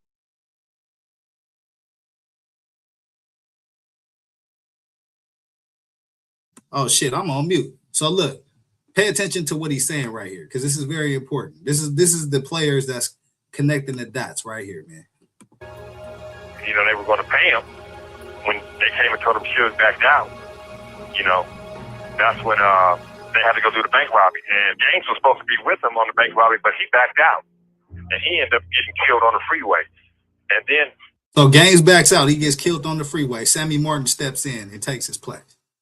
Another officer stepped in his place, Sammy Martin. See, a lot of people don't know that Sammy Martin was with Rafael Perez and David Mack in Vegas. Well, in Vegas, it's David Mack, Rafael Perez, Sammy Martin. They link up with Amir, break him his bread. The rest of the bread nowhere to be found. couple of days after the bank robbery. And that's why I'm here to pain. You know, but it's a real intriguing story that he told me. It's just so hard to trust people that's gonna put the information out there the way I said, because I don't need my words to be twisted. Because I have so many people gunning for me, trying to discredit me and all that, you know, and I can only tell you what this guy told. When he came to the administrative board hearing and he told me all that stuff, you know, I knew intricate details about certain cases that I wasn't supposed to know. How else would I know it unless somebody told me? Kenneth says the name Reggie Wright Jr. And in Yeah, Uncle G. This your part of the show right here, man. Yeah, we coming up on your part of the show, my guy. Get the likes up. In this story, he might be the key to everything. Reggie isn't in jail. He even has his own podcast called The Gangster Chronicle. And many people believe that his freedom is based on the fact that he is a government informant. Reggie Wright Jr. was a former Compton Police Department member. Suge Knight hired him as his head of security. It is Reggie Wright Jr. who hired other police officers to become security for Death Row Records.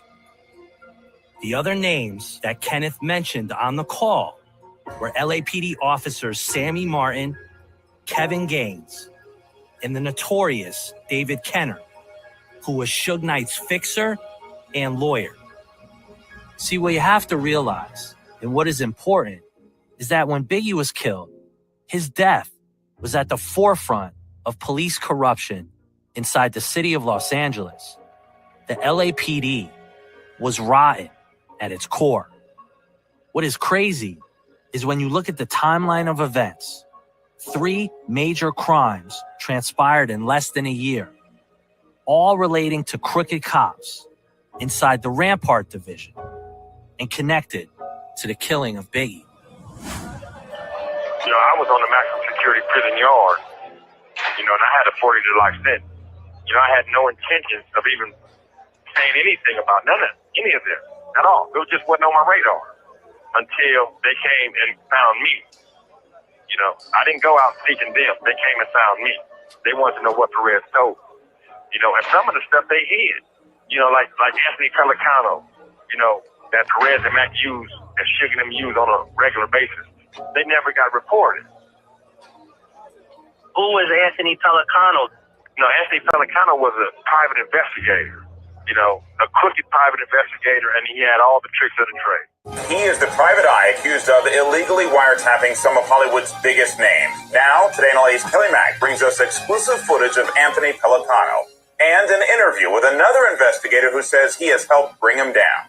5 years ago, Private Eye Anthony Pelicano gave NBC's Dateline this exclusive interview at his electronic lair in Los Angeles, where he analyzed. I'm gonna skip past a little bit of this. We're gonna get to some more information. You know, he knew what he did was wrong.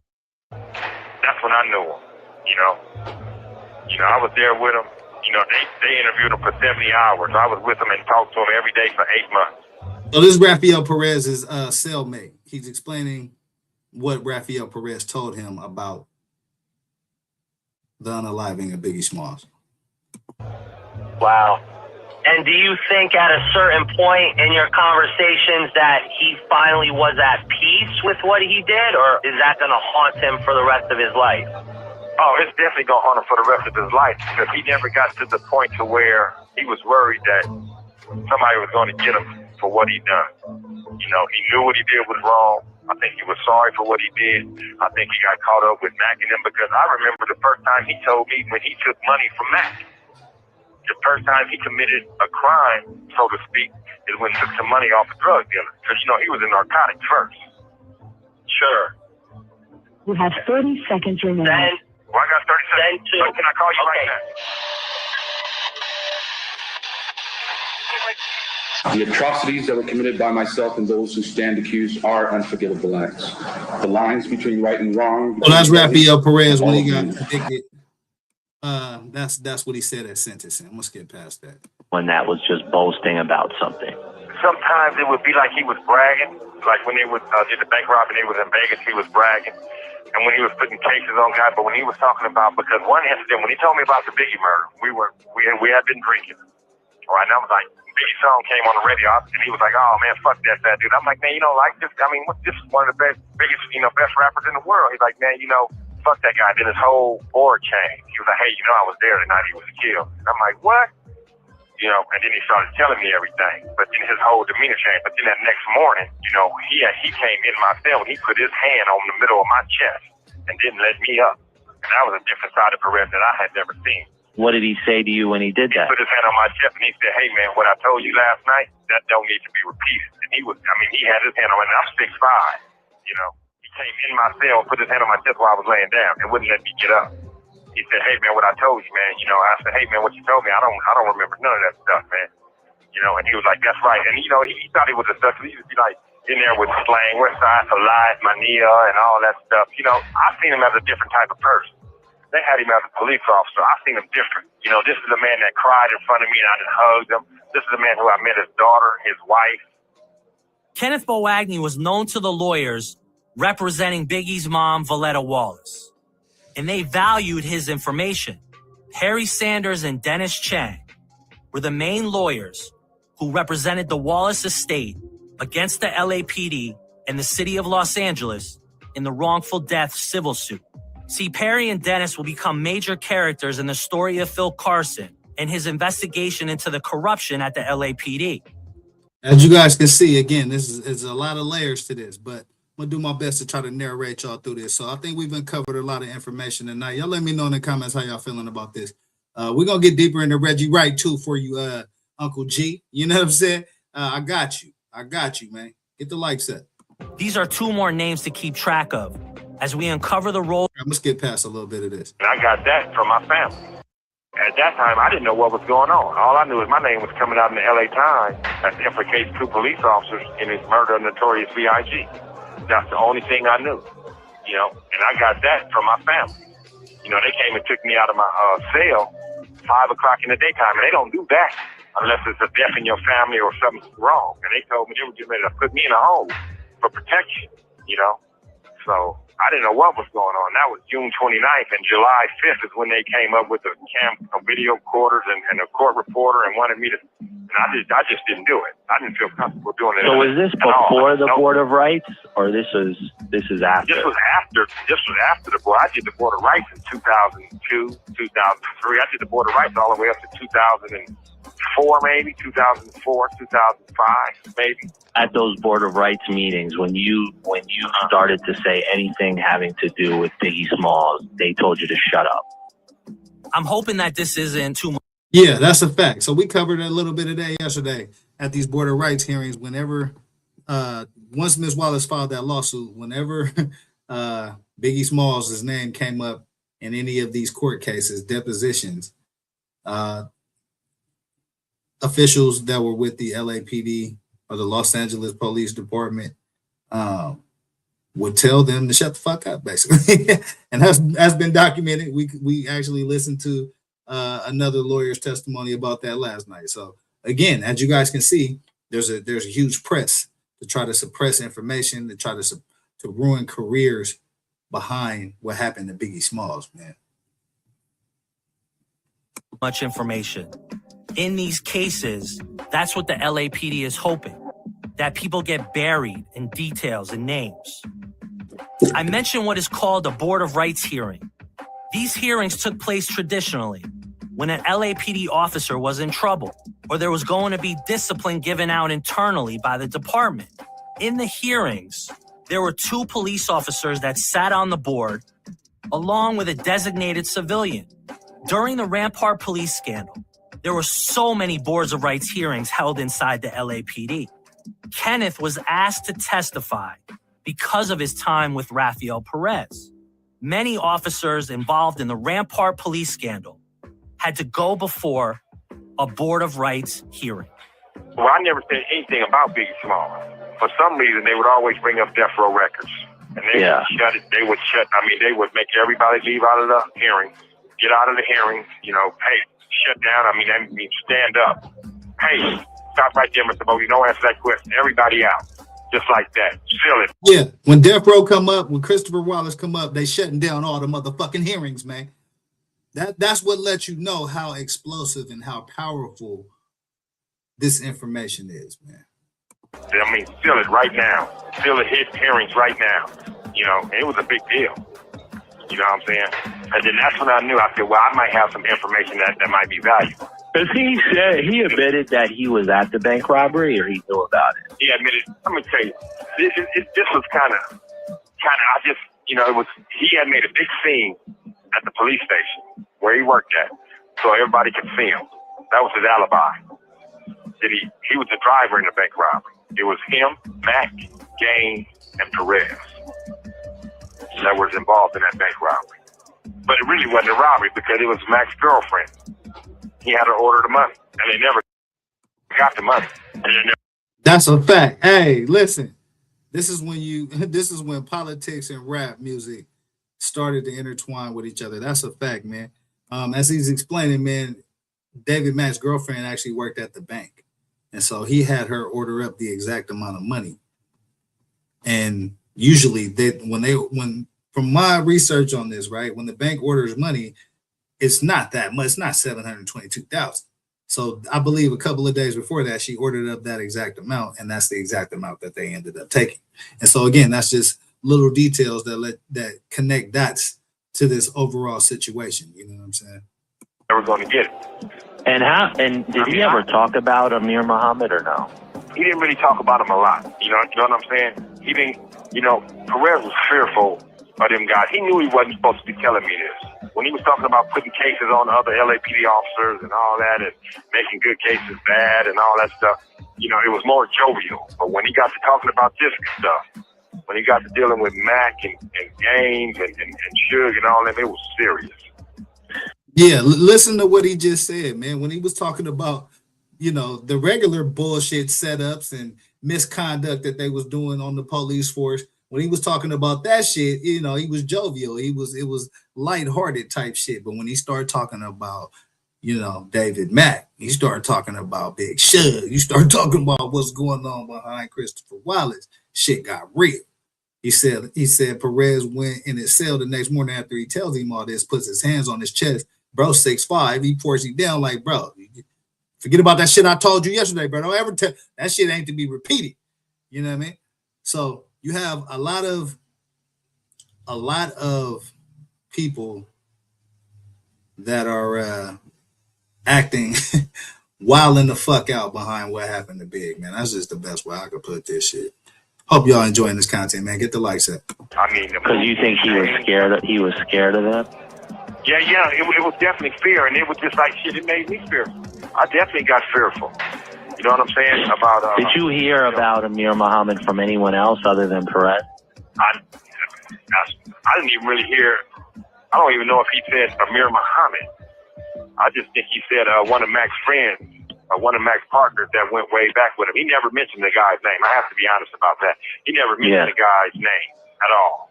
He said a clean-cut guy that Mac and Reggie went to school with or something like that, knew from way back. You know what I'm saying? And there was two guys at first that met with Mac and Perez to do the hit on Biggie. All right, I'm going to get off right now, dog. I got to get off this phone, man. I'm going to skip a little bit. He got phone check. Murder. See, what that was a phone check. You know what I'm saying? He got phone checked and he had to cut the line. So he said a little bit more that was relevant. Let me skip past that. When Biggie was killed, with Kenneth, my takeaways were deep. How would the LAPD not look into the allegations that he talked about? How did robbery homicide not even look into the theory that David Mack, Rafael Perez, and possibly Kevin Gaines and Sammy Martin were present when Biggie was killed, or that they orchestrated the murder? Kenneth was another character, another link to what the LAPD didn't want anyone to know or find out. To be honest,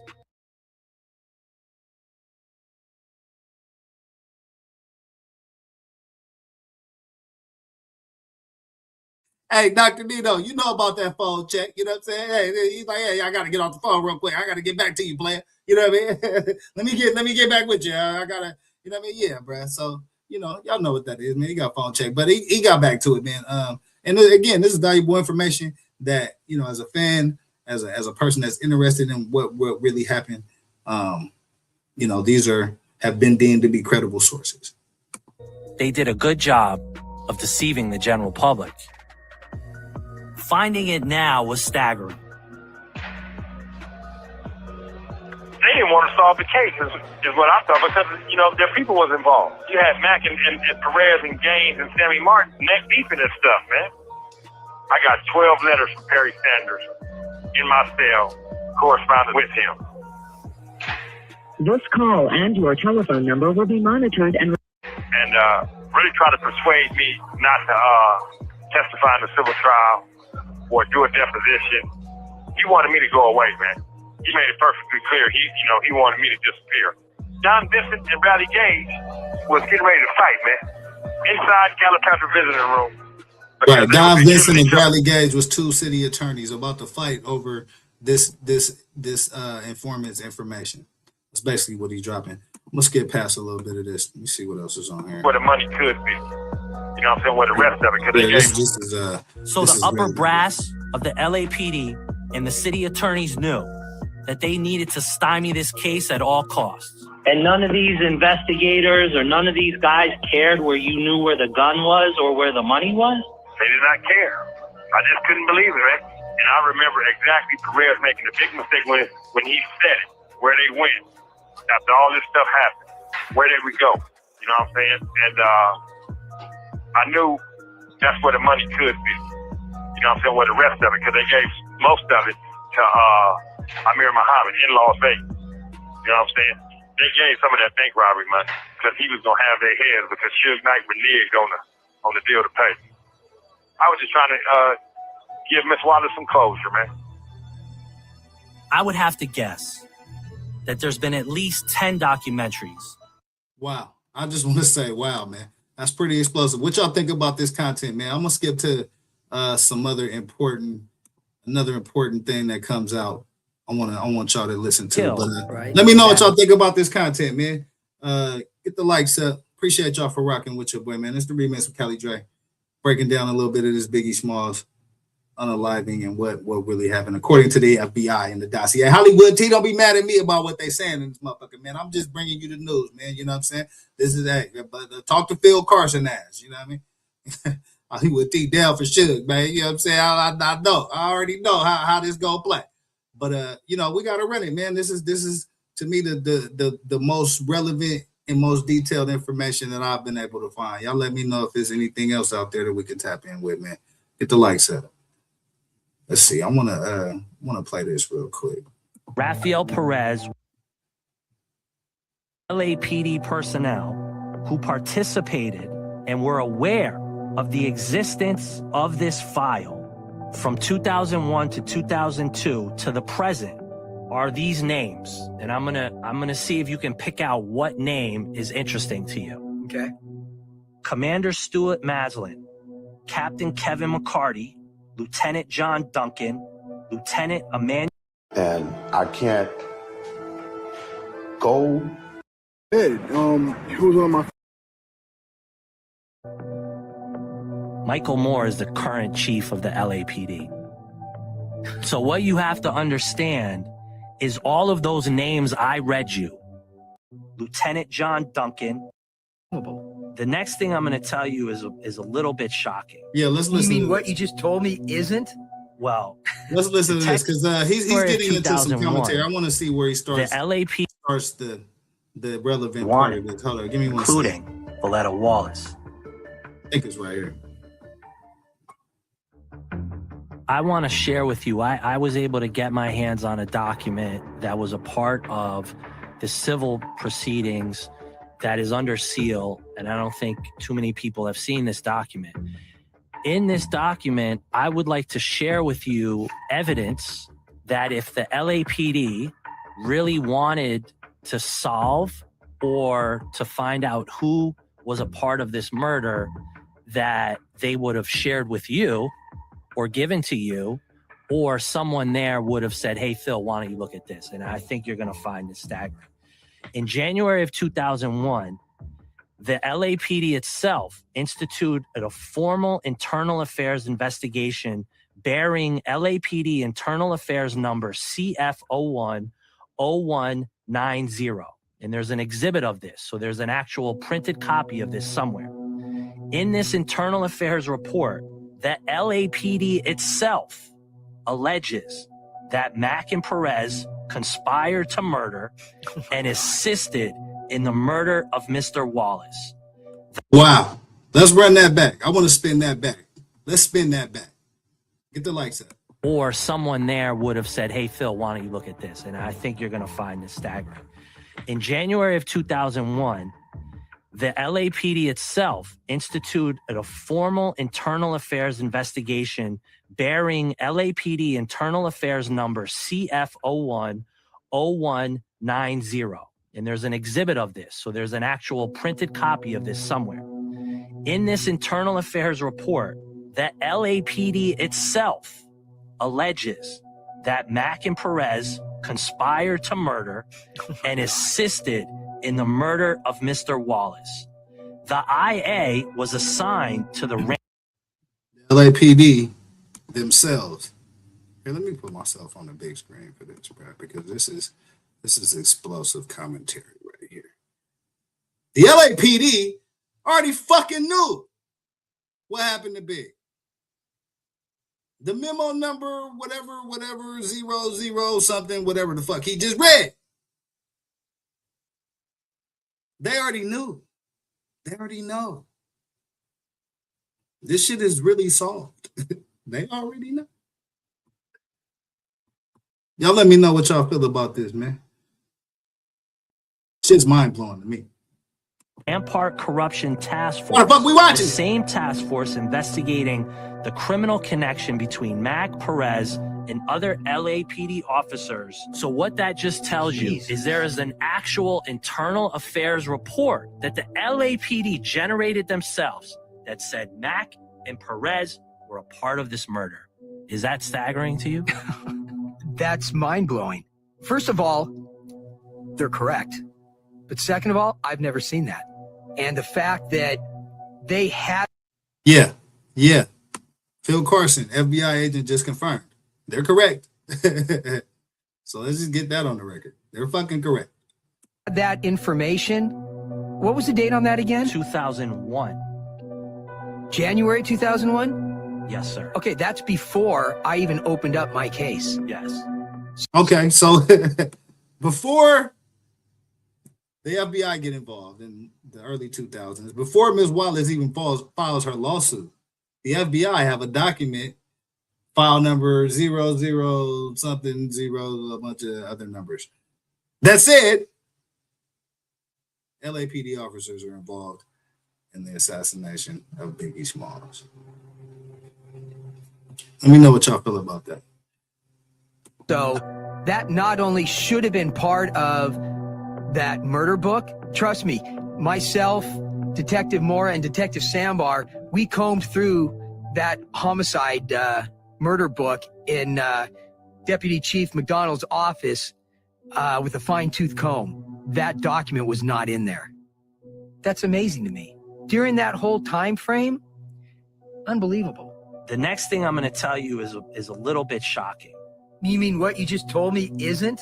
Well, Detectives Katz and Tyndall were interviewed as witnesses in the Mack Wallace murder IA file. Other LAPD personnel who participated and were aware of the existence of this file from 2001 to 2002 to the present are these names. And I'm gonna see if you can pick out what name is interesting to you. Okay. Commander Stuart Maslin, Captain Kevin McCarty, Lieutenant John Duncan, Lieutenant Emmanuel Hernandez, Lieutenant John Cook, Sergeant Dan Randolph, Detective Stan Nowacki, Detective Tony Pascual, Detective Tom Witch, and Deputy Chief at the time, Michael Moore. Michael Moore. Michael Moore is the current chief of the LAPD. So what you have to understand.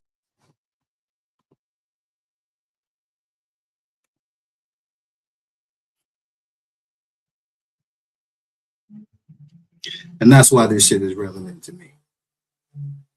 That's why this shit is very much still relevant to me. We're talking about easily one of the top 3 or 4 biggest cover-ups in the history of this country. Definitely the biggest cover-up in the history of California, the West Coast. Still classified as unsolved, by the way. But it's been fucking solved already. Since like 2001.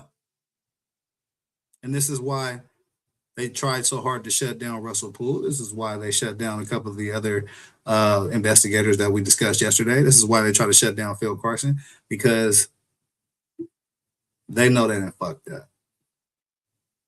And they were trying to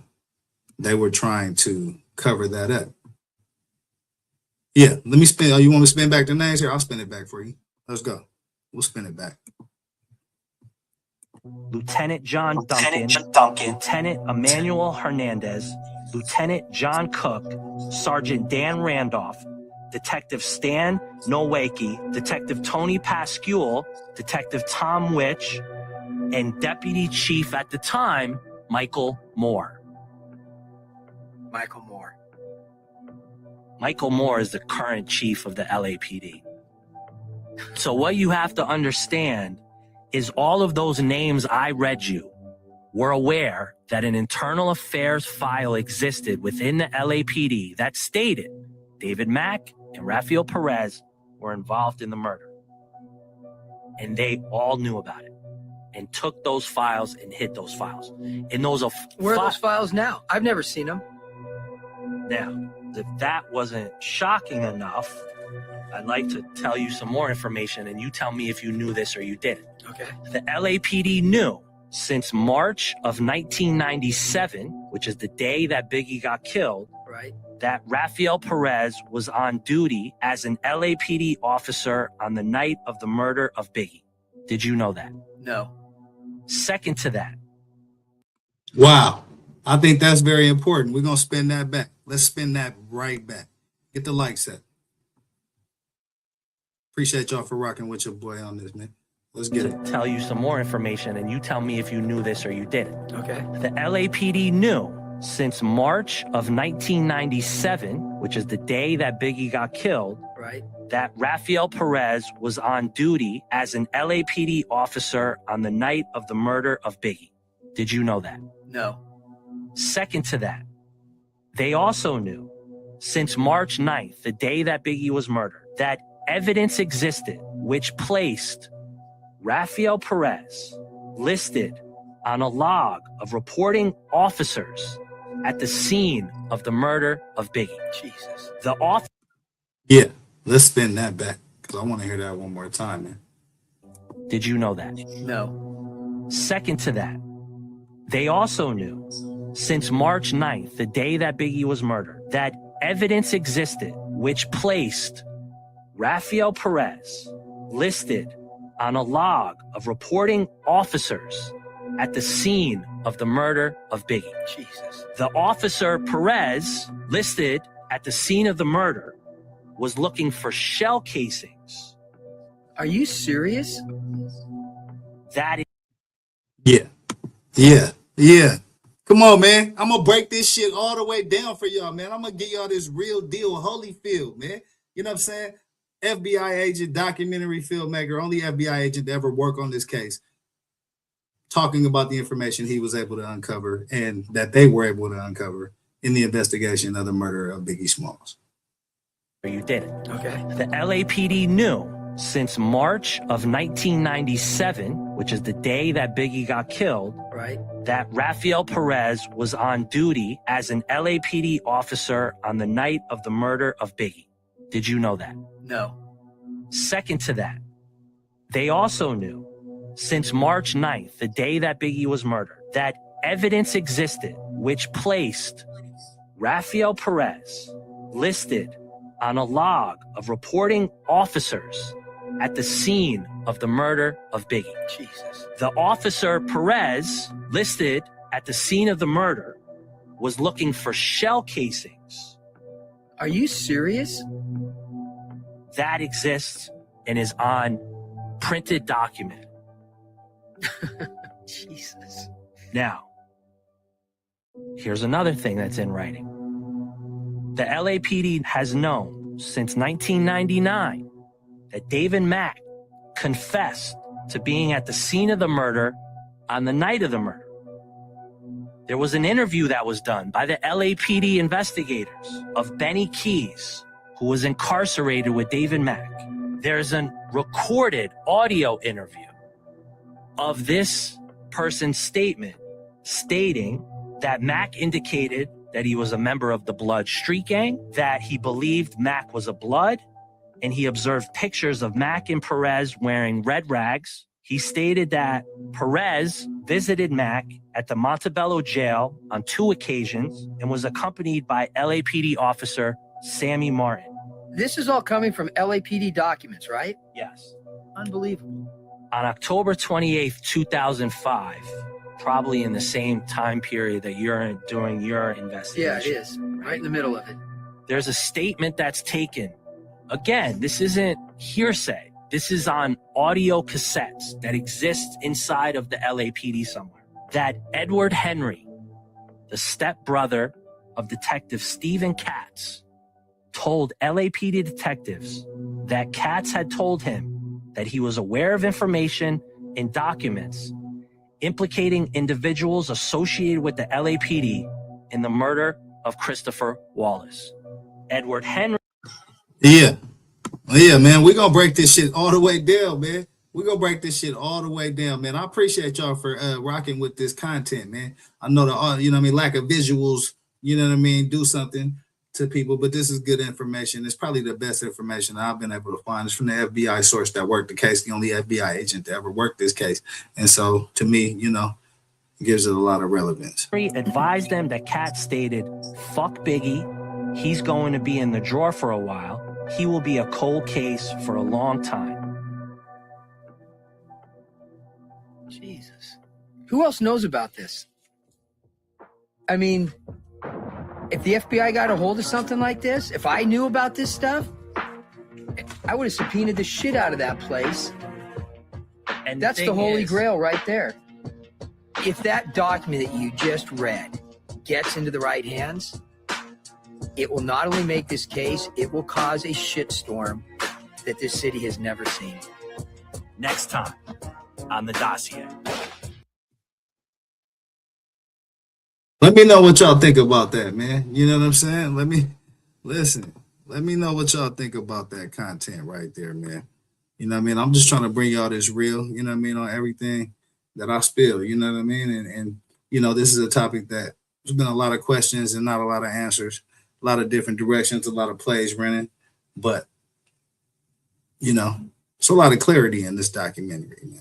And so that's why I felt it relevant to show it. And as you can see, you know, a lot of those players are still, you know, in positions of power today. And so I found this shit to be very, very mind-blowing. And yeah, definitely appreciate it, fam. Yeah, it's very comprehensive, man. It breaks down everything that, you know, the entire case, man. I mean, this guy had he had all the advantage of everything that was going on, man. He was working the Rampart case. He was working the Sinaloa cartel case that was connected to Rampart. He was ended up going to say, hey, I got all this other information. I can connect these dots. Let me get on this Biggie here. This is how it plays to what happened to Big. You know what I'm saying? Yeah, man. It's a lot, man. It's a lot. But yeah, I had one more. So look, Uncle G been asking for the Reggie Wright sound, man. I gotta give Uncle G the Reggie Wright sound. He been asking me for a couple of shows about what Reggie Wright's involvement in this. Uncle G, I hope you still rocking, man. I'm finna crank this Reggie Wright up for you, man. So yeah, y'all tap in with this and let me know what y'all thinking about it, man. I appreciate y'all for rocking. This the remix with Kelly Dre, man. Let's get to it.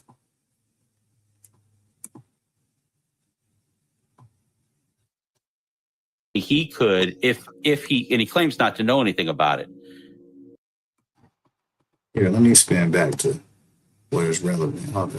So my coworker, but Russell, my friend, and the time that we got to spend together. Okay, so I'm gonna set this up for y'all. So this is so the guy that's speaking right now, he did a deep dive into what happened to Tupac. He wrote a book about it, wrote a couple of books about it actually. So him and Russ Poole teamed up and they were sharing information. Russ Poole was covering what happened to Biggie. This guy was covering what happened to Tupac. And so they were comparing notes. And that's kind of what he's explaining in his beginning commentary right here. I'm going to kind of skip past a little bit of this to get to the main part of what I wanted to share with y'all. But that's kind of the narrative that he's explaining right now. You need 4 different identities or 4 different driver's licenses. Okay, so let's get into this because I think this is real relevant. From the bank, that was a fixed amount of money. So the guy that wrote the book for Pac, he's giving his opinion on what's going on and how he sees the play. I'm trying to get to the beginning of this commentary. Give me 1 second. And we put them together, and we were sitting in the middle of my office floor on the ground with stacks of documents in a circle around us. Okay, so he's talking about where him and Russ Poole had gotten into some financial trouble, I guess, and ended up, or no, actually his house was being renovated or something happened, some kind of insurance claim with his house. So this the guy that wrote the Tupac book actually ends up inviting Russ Poole to his house and getting him to come bring his file, right? So they run out to like Palm Springs, go get Russ Poole's file on Big. He got all his information on Pac, and they started comparing notes. And so that's what he's kind of explaining right now. They have brought their notes together, and they are uncovering, crossing, dotting I's and crossing T's and trying to figure out what happened in both cases. Because we were sorting through all of the materials that I had, the materials that he had, and we're cross-correlating some of the information that was in them. What a great picture that would have been. It's certainly a memory in my mind, but what a great picture that would have been. Let's talk about you personally on what you feel happened with not only the murder of Biggie, but the cover-up. And if you disagree with anything that I've put out there, I think we can talk about that. I encourage you to we can have that conversation. But I really want to know, where do you stand? What is your, now in 2020, December 1st, heading into 2021? Tell me what you think is happened, basically.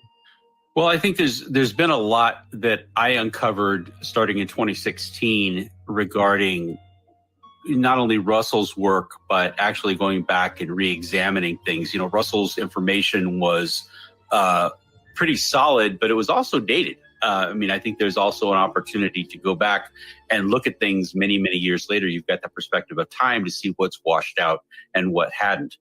And the good news is that, of course, Mr. Kading's book had come out with his theory and where his alleged investigation had led him.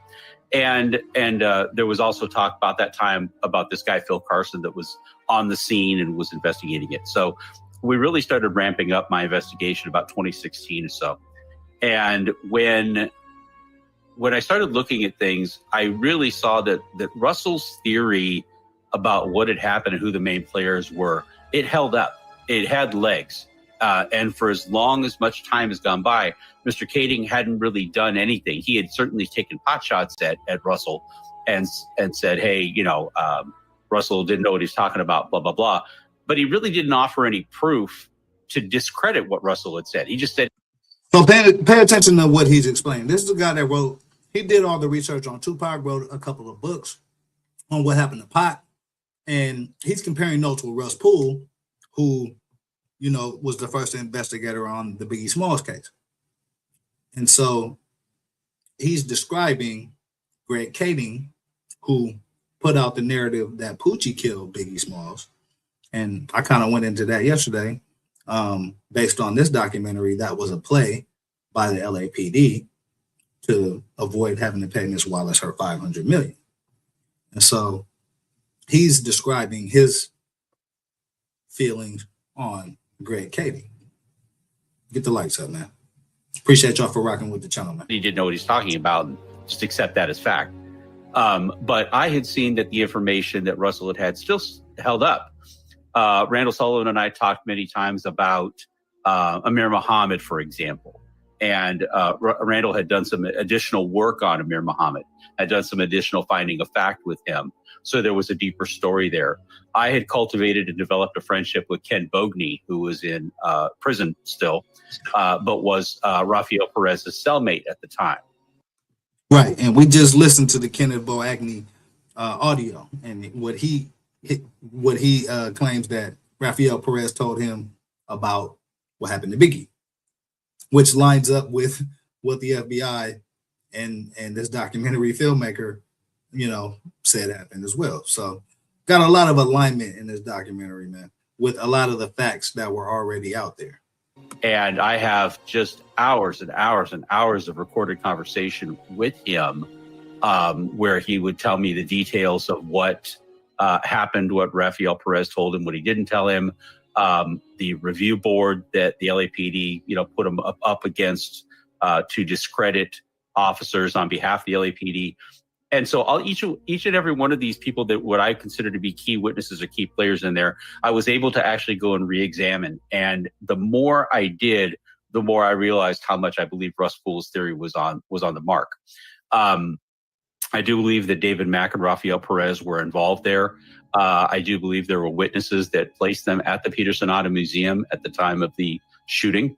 I believe that they conspired with Amir Muhammad. I do believe that Gene Deal did identify Amir Muhammad after talking with, I had a great opportunity to talk with Nick Broomfield, who did the documentary that, where Eugene Deal did the on-camera statement that, he had never seen these pictures, but he identified Amir Muhammad from a six-pack lineup right there on camera, and said, that's the guy.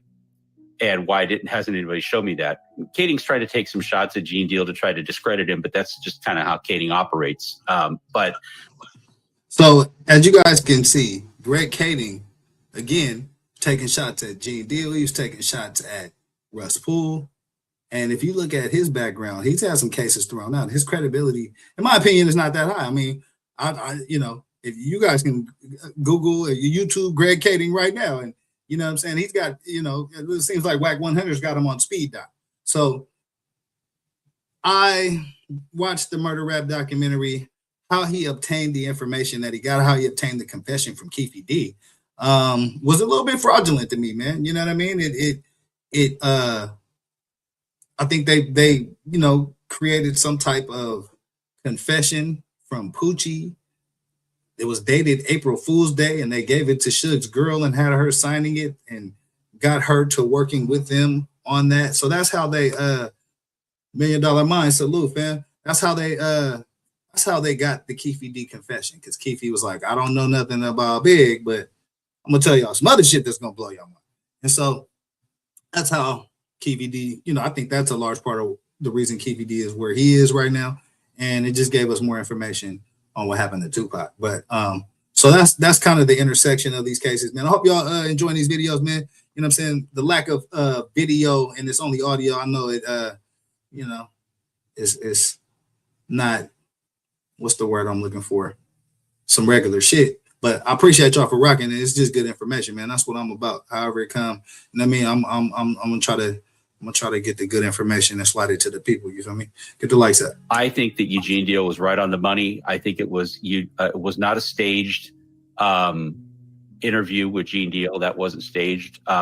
Nick Broomfield doesn't stage his interviews. He's almost an ambush reporter, if you want to call him that, where he'll go and he'll spring something on you, and whether you expect it or not, he's going to want an answer.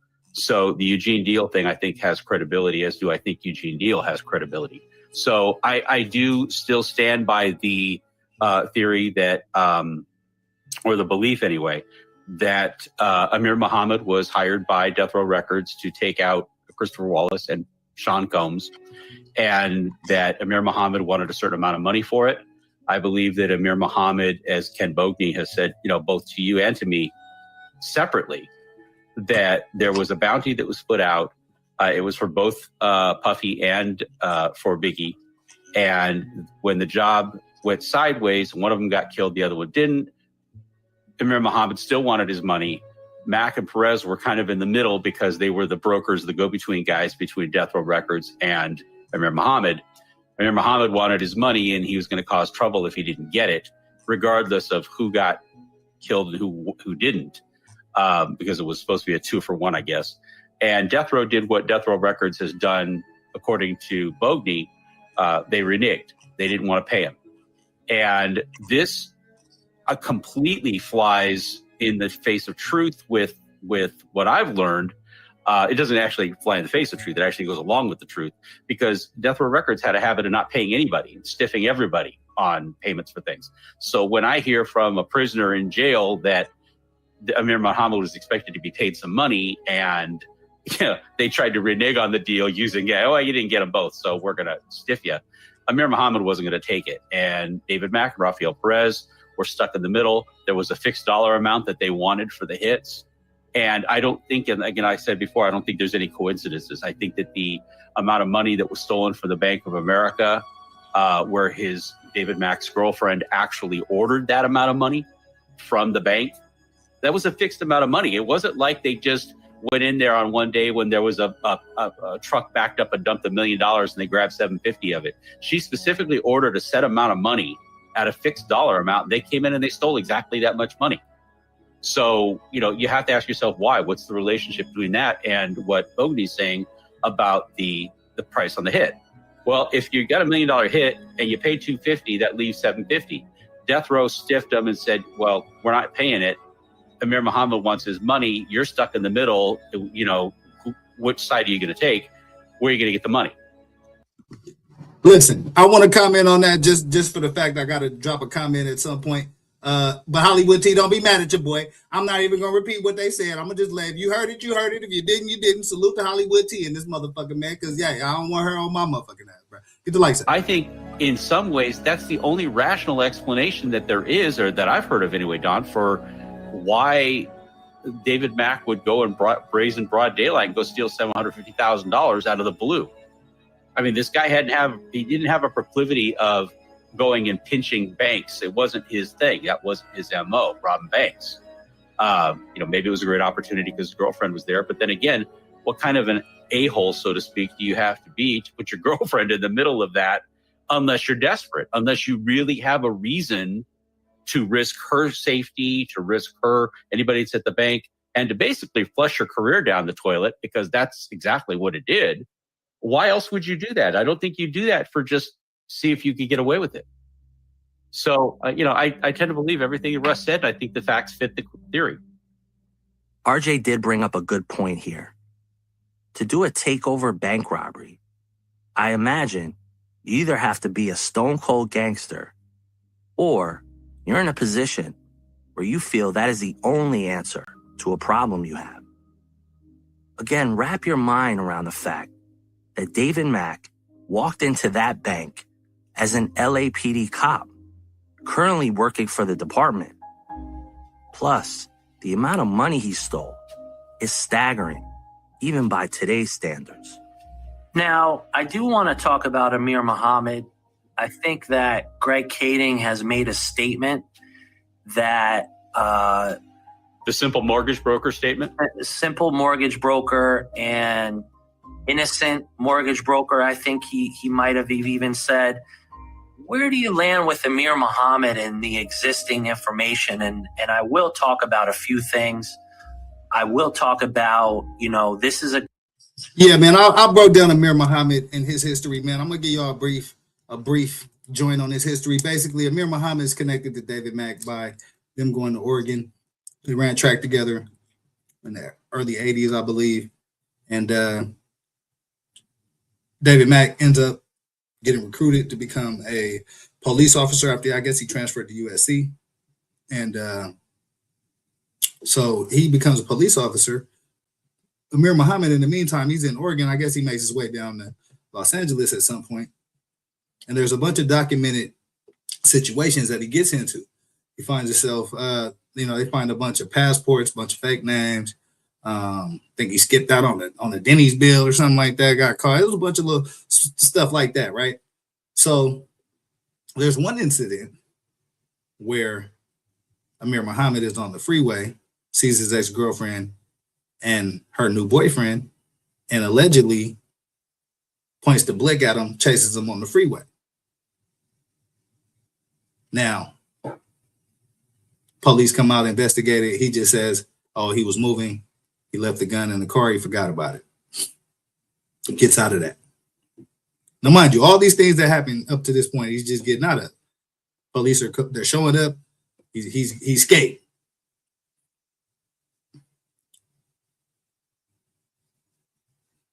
Now, after that, about 6 days later, ex-girlfriend and her boyfriend shot in the head. Police come out and investigate, and they say it's a murder-suicide.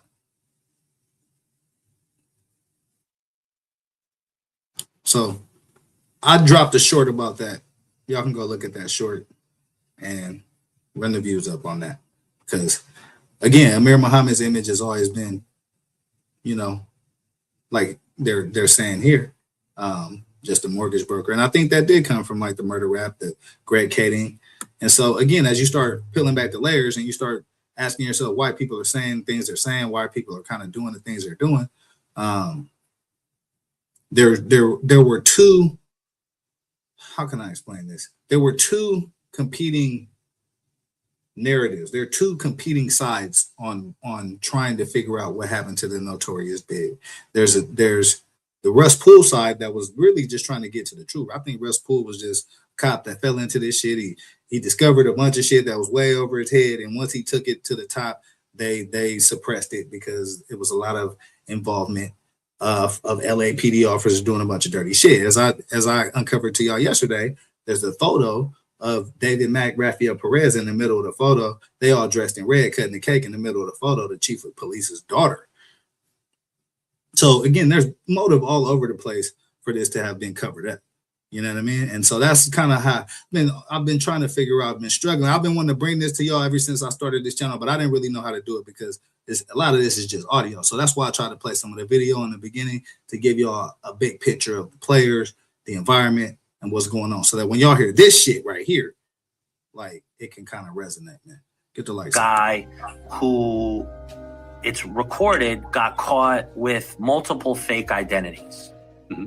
Multiple fake driver's license. Now, as a mortgage broker, I don't know why you need 4 different identities or 4 different driver's licenses. If you can explain to me why that's the case, then maybe I'll understand that. And I do know what little I know is that there was some work done on Amir Muhammad at the FBI that Phil cannot talk about, and it is not public information, having to do with his financials. Whether that means it's, a fake bank account, whether it means he was funneling money to DBAs, et cetera, et cetera. I do also know that the mortgage company that Amir Muhammad worked for was close to 100 miles from where he lived, meaning he would have to commute 100 miles every day to go to a job. Whether he did that or not, I have no idea. So where do you land with the story or at this point, the mythology of Amir Muhammad? Yeah, it's great. There was something I scribbled down that I wanted to make sure I talked about. And that was, let's take a point in time with Amir Muhammad. You talked about multiple identities in that. One of Russell Poole's first leads that connected Amir Muhammad to David Mack or any of that was that Amir Muhammad was one of the first people to visit David Mack in prison after David Mack went to jail. And they were friends. They'd been friends for years through, I think it was Oregon State University, where they ran track together. And there's a point where when you want to visit somebody in prison, you have to fill out an application to get to visit somebody, a visitor's pass, or so to speak. And Russell Poole found it very curious that Amir Muhammad had not listed his name, but gave a fake ID and that type of information on the visitor's pass. And Greg Kading actually made a point of it to try to debunk it by saying that Amir Muhammad had put accurate information down The only thing he didn't put down, he put down a fake social security number. Okay. And that he'd put down there. You know, Don, hang on a second. Can we stop down for a minute? Sure. Okay, let's stop down for a minute. I want to make sure I get my facts right on this one, because this is a good one. It's important. It was either his, I want to say it was either his driver's license or his social security number on the app. It's,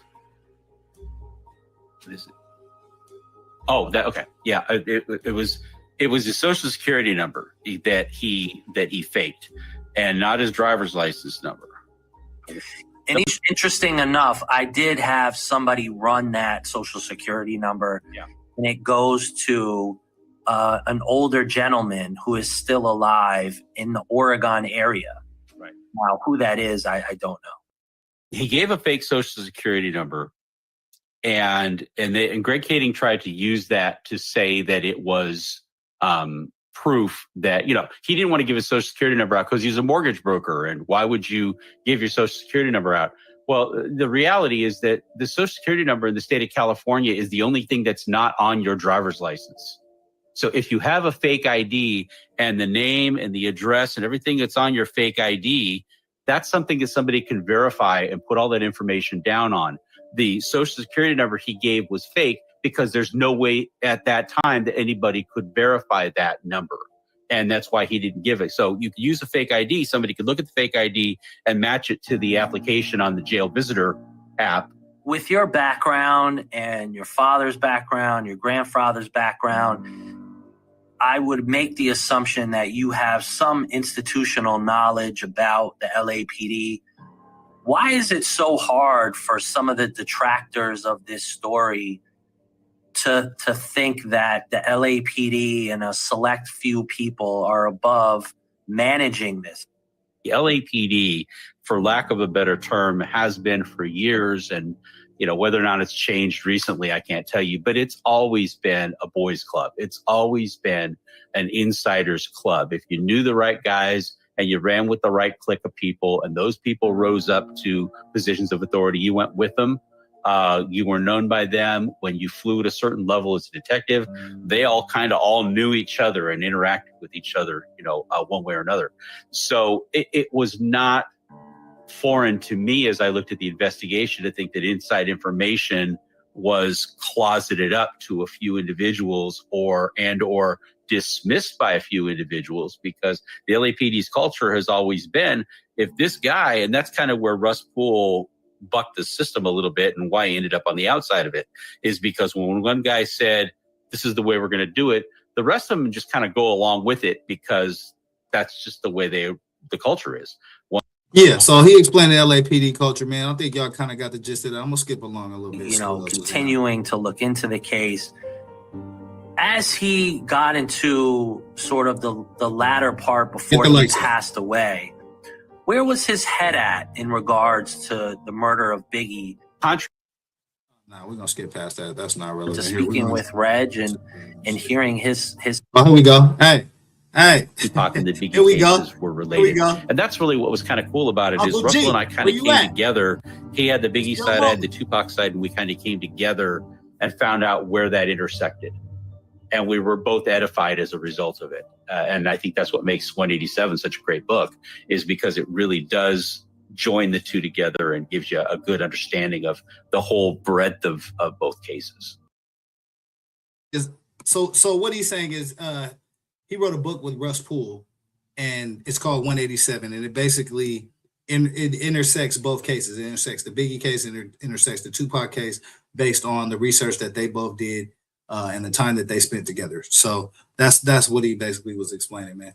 But we're gonna get to the Uncle G part of the segment, man. Uncle G been on Red Jazz for a couple shows now, man. So I gotta give Uncle G what he want, man. Let's go. The next question I have is an interesting character who seems to be able to do two things. One, he seems to have Teflon as it relates to a lot of the incidents with not only Tupac, but also Biggie. And the second thing is he now has been able to go out into the public forum and talk about these things in a way that aligns himself with Greg Kading, and that is Reggie Wright Jr. And I will preface this by saying we've been in contact with Uncle him, G. and I think he said he wants to do an interview, and I look forward to speaking with Reg and hearing his side of things. But hey, listen, I'm hold on, I'm gonna take a brief intermission from this because this is very relevant to this part of the show, right? So I was on a Reggie Wright did a get to the right. I'm gonna blanked out the whole mother remix this shit the right way, right? All right, look. So I was on a Reggie Wright did like a live, right? And he was talking to these two guys, Phil Carson and Don Sikorsky, the guys that made this documentary. One night, I stumbled into this live. And so I jump in and they was taking questions and shit. So, I started asking questions about the information that was in this documentary. And they kicked my black ass out that live. Reggie Wright, you motherfucker, you and whoever the fuck was running your board, kicked my black ass out the live.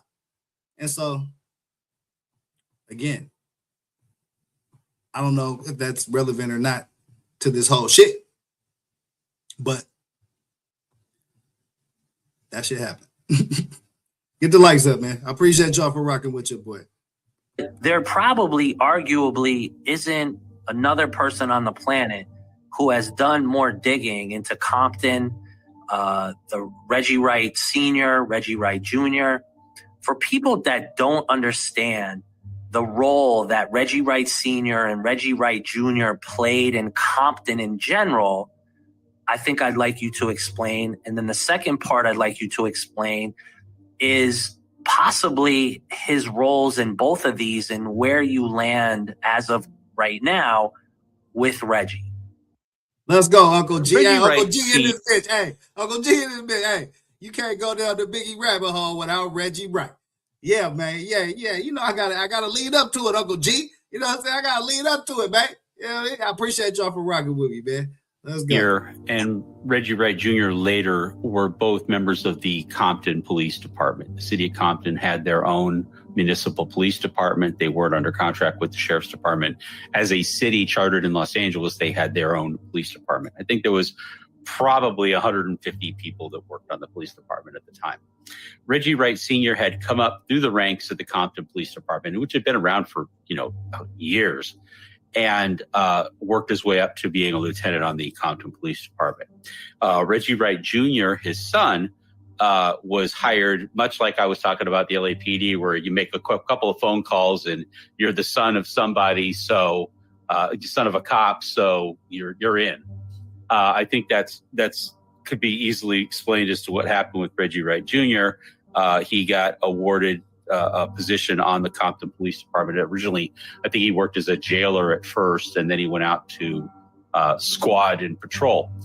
He did bypass, because it's a small police department, I'm sure the politics are pretty good there, bypassed a lot of the traditional ways a cop would come up to work with gangs and work on a particular investigation detail or a detail. Usually you got to put your time in, work this beat, work the squad car, spend so much time doing it.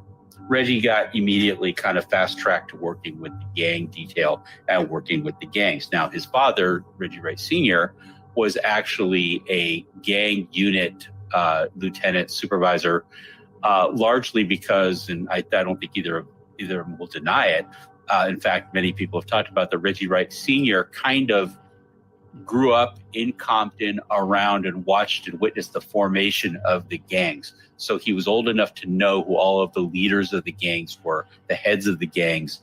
Back in a day and age when the leaders of the gangs had a little bit of, I would say, practicality to how they worked, how they did things.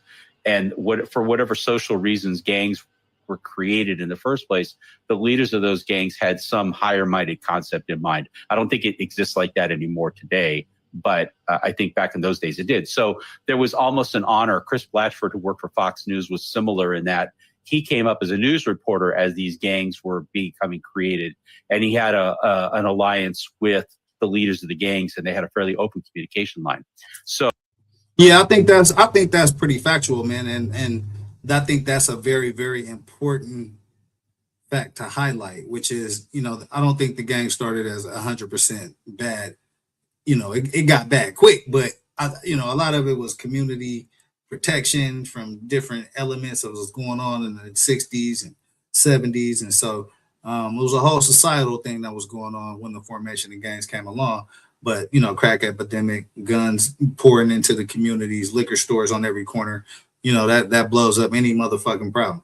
And so, yeah, it's kind of how that shit went, man. Get the likes up. So Reggie Sr. having a direct line and access to the gangs were knowing all the gang players as they formed and then split off.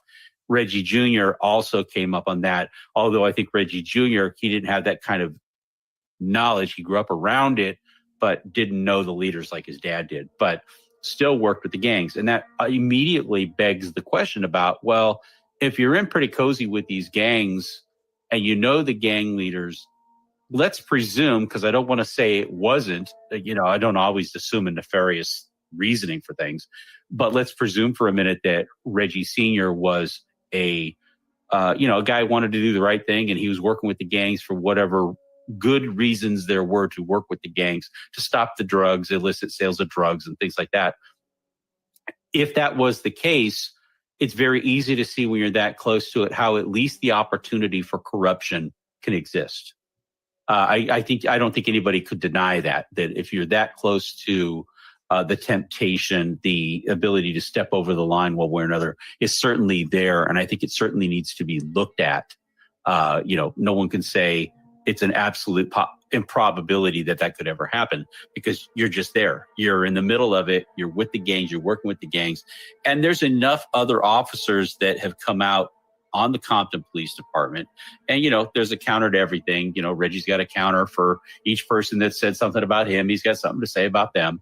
There's been enough allegations, even internally with other Compton police officers, that there was some crossing of lines from an ethical standpoint with Reggie Sr. and with Reggie Jr. Even the Compton corruption report does say that there was some, let's just say, for the sake of benefit of the doubt, I'll say negligence involved with some of the things that Reggie Sr. did, and some of his activities certainly seemed outside of the scope of what normal police procedure would be in a given situation like that.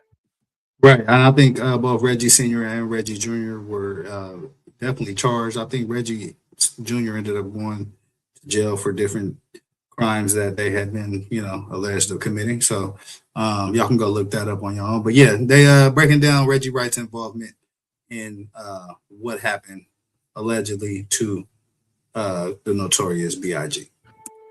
RJ Bond is making a bit of an understatement here. Officers inside the Compton Police Department, no doubt, were involved in illegal activities. Keep in mind, the Compton Police Department was so corrupt that the department was completely disbanded, and Compton was taken over by the LA County Sheriff Department. I can't stress enough that the story of Compton and the story of the connections inside that city all trace back to the murders of Tupac and Biggie. Yeah, that's a fact, man. And the Compton Police Department is no longer the Sheriff's Department has most definitely taken that motherfucker over, man. Get the lights up. If someone was to connect the dots of all the major underworld figures, it would make for compelling storytelling. Baking that all up into a cake, I could say that, my understanding of Reggie Sr. and Reggie Jr.'s time on the Compton Police Department was very dubious, I guess would say. I'm not sure that for every person that would say that these people were bastions of goodness and bastions of decency, that another person wouldn't say that these people were corrupt. So, it's kind of a split jury, if you want to call it that, on them. That's been my experience there. And like I said, Reggie left the Compton Police Department. He got injured in an auto accident and hurt his ankle. And he took a medical disability, which is really fascinating to me because usually when you're a cop and you hurt your ankle, I mean, I know cops that have taken shots to the head, like the fellow that was shot in Long Beach. It was a Long Beach police officer.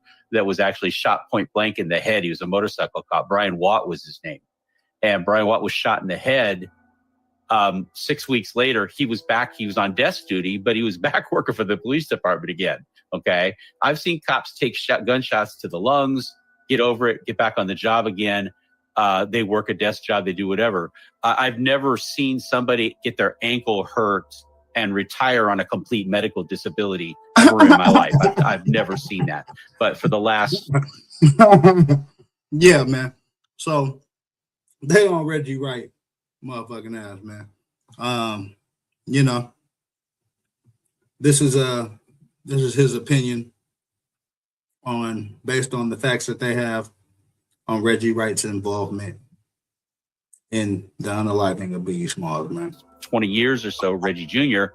has been taking a medical disability and medical disability payments from the city of Compton for hurting his ankle. Which is, you know, I mean, and again, I don't want to sit there and act like, you know, one person's better than another one when it comes to taking advantage of things. But I mean, really, you know, you hurt your ankle. If you want to be a cop, you're a cop. If you don't want to be a cop, don't be a cop. But taking a medical disability because of your ankle being hurt seems like a kind of a stretch to me. So. Damn, let me know in the comments how y'all feel about that, man. Is going out on medical for your ankle, is that a justifiable cause or not, man? Hit the likes up. And if that speaks to character, well, then it does. It is what it is. Reggie, then after he had hurt his ankle, I think there was a period of time between him getting off on medical disability and him starting to work with Death Row. He created a security company called Code 4. I believe he was working with another police officer who actually had the company. And that was where he started his working relationship with Death Row Records. When he went to work with Death Row, originally as a contractor, get to know Suge Knight better. I guess they were friends for years anyway. So that was kind of the end. Reggie was able to go get his own license and he formed what was called Right Way Security. When Right Way was, basically Right Way had a few other clients, like a couple of construction sites, but their primary bread and butter was Death Row Records. That's what they did, and that's who they hired the guards for. Reggie Wright quickly worked his way up because of his friendship with Suge Knight to a one-on-one relationship with the owner of Death Row Records. There is no one on the planet that can dispute that they're not tied up. Okay, there isn't. Reggie might tell you that there were many things that he didn't know about things that Suge did when he wasn't around. Dr. Nino said being the police is a hard job. You know what? I'm going to disagree with you on that, Dr. Nino. In today's world, I mean, maybe back in the day, made it a little bit more difficult. But today, these motherfuckers online telling on themselves. You know what I'm saying? If you're a cop, all you got to do is sit back, watch YouTube, Instagram, TikTok. Man, the internet they're gonna put the whole shit together. Look what the fuck I'm doing. Now, this is an old case, everybody dead in this one, so I'm not telling on nobody. But, you know, this is just, you know, the facts that are out there. And, you know, this is the remix with Cali Dre. You know what I'm saying? I'm on my blog and shit. So this is what we blogging about. Let's get it. I don't know that doesn't qualify as plausible deniability here, Don, but by the same token, my take on Reggie Wright is that he is basically the center of the hurricane. There is nothing. I don't care if it's a Poochie Faust thing. I don't care if it's a Amir Muhammad thing. I don't care if it's a FBI thing. I don't care what theory you put out there that involves both the Tupac and the Biggie cases that Reggie Wright is not directly involved with in one way or another. Now, that leads us to a branch and something I think I wrestle with still today. That on the one hand, you know, they say never attribute to malice what you can attribute to stupidity. You know, being in the middle of something, being in the eye of the hurricane, you can either be a witting participant or an unwitting participant in it. You know, there's many cases, and we interviewed some for the assassination movie, some of the prosecutors on the Operation Big Spender case for the Los Angeles Sheriff's Department, where it involved police corruption. There were deputies that got involved with things and they said, yeah, I participated in these heists and I participated in these things, but I never spent a dime of the money because I was coerced by the other guys, and I went along because all these other guys were doing these things, and I never spent a dime. In fact, it's out in my backyard, buried in a hole if you want to get it. And they did. And every single dime was accounted for that guy had taken as his cut from these heists that these corrupt sheriffs had made. And so I've seen it personally where a person could be a participant, but they may have other motivating factors for why they were a participant in it. I can't sit here and give you motive because I can't read minds. But I can actually say that whether or not he wants to admit it or not, Reggie Wright Jr. is at the middle of both controversies, the Biggie and the Tupac controversy. There's no... Wow. I think that's pretty important. That's what you was looking for right there, Uncle G. You know what I'm saying? That's what you was looking. Let me spin that back one more time for Uncle G in the building, man. Get the likes up. For that guy had taken as his cut from these heists that these corrupt sheriffs had made. And so I've seen it personally where a person could be a participant, but they may have other motivating factors for why they were a participant in it. I can't sit here and give you motive because I can't read minds. But I can actually say that whether or not he wants to admit it or not, Reggie Wright Jr. is at the middle of both controversies, the Biggie and the Tupac controversy. There's no getting around that. And my problem is to this day, and maybe he can enlighten you or enlighten me or somebody else, how he has not given an adequate explanation, as far as I'm concerned, as to how he justifies how he's in the middle of both of these and why he shouldn't be looked at as a person of interest in both of these. Okay, he could discredit you, discredit me, discredit somebody else, but at the end of the day, he still hasn't answered that question. You're still at the middle of both controversies. In the Tupac case, you were at Club 662. You were away from the shooting when it happened, but you took people off of Tupac. It's pretty clear. You didn't. He, at minimum, in the light most favorable to Reggie Wright, I can say he certainly didn't have a clue as to what was happening within his organization at the night. Uncle G, where you at, man? Uncle G, where you at, man? This what you listen. Uncle G been talking about Reggie Wright for 2 days, man. I felt the need. I had to give Uncle G, you know what I'm saying, what I found. You know what I mean? This is what you've been looking for, Uncle G. This is it right here, man. Get the likes up. Tupac got shot. That's being as favorable as I can be. That he was just ignorant and just had complete lack of control of what was going on in his organization, which doesn't speak well for a security guy, obviously, or a head of a security company, but especially corporate security. But then from there, the slope becomes very steep very quickly into how much he did or didn't know about things. And you can't just run around saying, Don, I don't know. I didn't know. Yet that seems to be what we get when he gets really pushed for, you're in the middle of this. Take the Poochie Faust theory. He says that, what's her name, Tammy Hawkins, that wanted the money to allegedly pay Poochie Faust for the killing, that Reggie Wright gave Tammy Hawkins the money to pay Poochie Faust.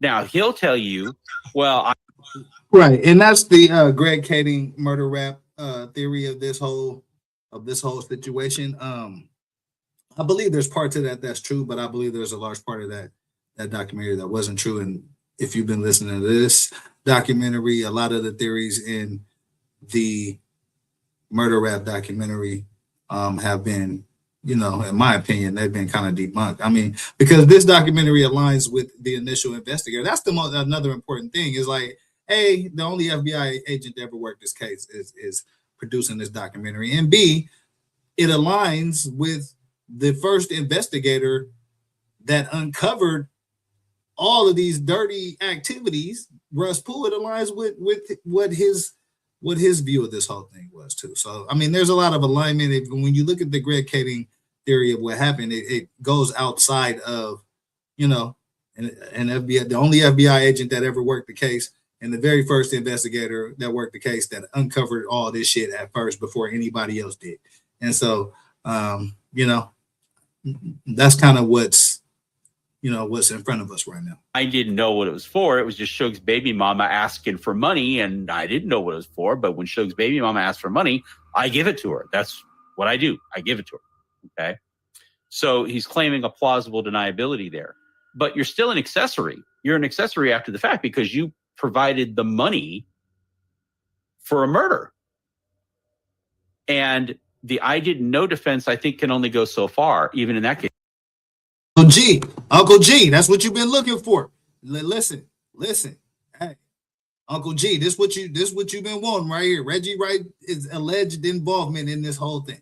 Get the likes up. That wanted the money to allegedly pay Poochie Faust for the killing, that Reggie Wright gave Tammy Hawkins the money to pay Poochie Faust. Now, he'll tell you, well, I didn't know what it was for. It was just Suge's baby mama asking for money, and I didn't know what it was for. But when Suge's baby mama asks for money, I give it to her. That's what I do. I give it to her. Okay? So he's claiming a plausible deniability there. But you're still an accessory. You're an accessory after the fact because you provided the money for a murder. And the I didn't know defense, I think, can only go so far, even in that case, because he's saying, I didn't know. The Tupac killing, same thing. I didn't know. So they've tried to burn the Orlando Anderson theory. They've tried to burn a couple of other things, even the Kading thing, to try to deflect it. But until Reggie Wright really gives us a complete explanation of exactly what he was doing for Death Row Records at the time that he was involved and why his story of events and the McPherson attorneys who were death row attorneys that were running back and forth, they swore in bankruptcy court, they swore in open court affidavits under penalty of perjury that Reggie Wright Jr. was the only one that they were dealing with. If you wanted to deal with Suge Knight, you had to deal with Reggie Wright Jr., which puts him squarely in the middle of all of the business dealings at death row. How are you going to pay somebody for a hit and Reggie Wright not know about it? Okay. Wow. Uncle G, hey, this is your part of the show right here, man. Get the likes up, man. Hey, I appreciate y'all for rocking with the show. This is the remix with Kelly Dre, man. We breaking down the unaliving of Biggie Smalls at this point and the uncovered facts from an FBI agent, the only FBI agent to ever work this case. So I just feel like there's been a lot of inadequate answers to these questions, and he's the only one that can illuminate us. If he's innocent or if he's got a problem, he's the only one that can do it. What have you heard him say, or what has his answer been to a very simple question? Did he hire, have a relationship, hang out with, or know Rafael Perez, David Mack, Kevin Gaines, or Amir Muhammad? And I'll put Amir Muhammad separate. I could understand why he probably would say I didn't have a relationship with him. But what about just David Mack and Rafael Perez? What has he said about either their role at Right Way Security or not? Dr. Nino says Suge was smart having the police in pocket. Hey, listen, I'm gonna break that down for you, right? So that actually wasn't even Suge's idea, man. From what I understand, Jimmy Iovine was actually pushing Suge to get more real cops on the payroll because of an incident that happened at, I believe it was the El Rey Theater, where I believe a guy from the 60s got beat up real bad. From what I understand, there may have been law enforcement in the building. There may not have been. They may have seen it happen. They may not have seen it happen. I got to be very careful how I approach this shit. But that being said, Jimmy Iovine basically start putting pressure on Suge to start hiring real cops to be in the building. So that's kind of where that come from. Get the likes. No, he is completely disavowed any knowledge of any of them. Says he didn't even know who they were. Had no idea who these people were.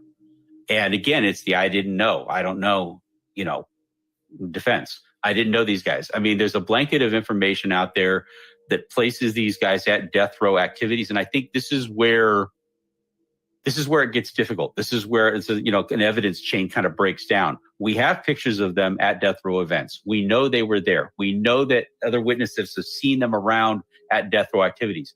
Did that mean that they were paid employees of Right Way Security, or on the alternative, like Heron or Buntree, where death row was paying them on the side, probably cash? They weren't 1099 or W-2'd employed like Frank Alexander was for Right Way Security. They had these different ways of paying people for their services. And so whether or not David Mack, Rafael Perez I think Reggie Wright may have plausible deniability in insisting that, well, they weren't Right Way employees like a Frank Alexander or Leslie Galden were Kenneth Archer. People that worked for Right Way had a paycheck. They got, W-2s at the end of the year, regular guys working a security job. David Mack and Rafael Perez, I think, as were a lot of other law enforcement officers that were hired by Death Row, I don't think they were run through the Right Way security company. I think they were paid per diem. Subcontractors pay cash, like a daily thing, $400 a day to go do security for an event or whatever. I think if there's going to be any employment relationship between Death Row and David Mack and Rafael Perez, I think that's what you'll find. Other than that, that's where the evidence chain breaks down. We know we're there. We just don't understand their role within Death Row. And that gives Reggie that lack of, I would say, that ambiguity in the middle there. That's where Reggie tends to live, in that sea of ambiguity, because only he could, if he, and he claims not to know anything about it. If he's not being truthful about that, he needs to provide at least more clarity to what their roles were. Did you see him around at least? I don't even think he's admitted to even seeing them at Death Row functions. David Mack, from what I've heard from various law enforcement people. Yeah, that's a fact. I think that's a fact in all my encounters, you know what I'm saying? Yeah, complete denial of everything. That's a fact. Rafael Perez, these guys were sophisticated, renegade, rogue cops that, the idea of they didn't really have a home. You thought they were LAPD guys, but they weren't. Kind of Ronin. Scenario that exists where they were around Suge, they were around Reggie, and they were the wolves. Where everyone has always thought maybe they were these pawns used by Suge or used by Reggie. Is it possible that they went to those guys and were extorting them and saying, "Hey, we're here. We're going to hang out. You're going to pay us. If you don't, then we'll figure out a way to fuck you. We'll figure out a way of how to go and put a charge on you, et cetera, et cetera." Reggie doesn't strike me as a sophisticated guy. Maybe he's playing the OG shucks, woe is me type card. Maybe that's the possibility, that these guys were scared of a Mac or a Perez. Suge was only as strong as the gangsters that were around him. Russ thought that Mac and Perez were kind of more or less like groupies, like super groupies, but they were of value because, hey, you got some cops that are fans. I mean, what the hell? You got kind of free extra layer of bodyguarding protection there, because even if they're not being paid, if they're at the Death Row party and something jumps off, those guys are going to cover your butt. They're going to be there. Yeah. So look, as this documentary has uncovered alleged, involvement, opinions of involvement based on facts that they've uncovered, Reggie Wright's involvement in this whole thing, right? So I think it's important to also highlight, at this point, man,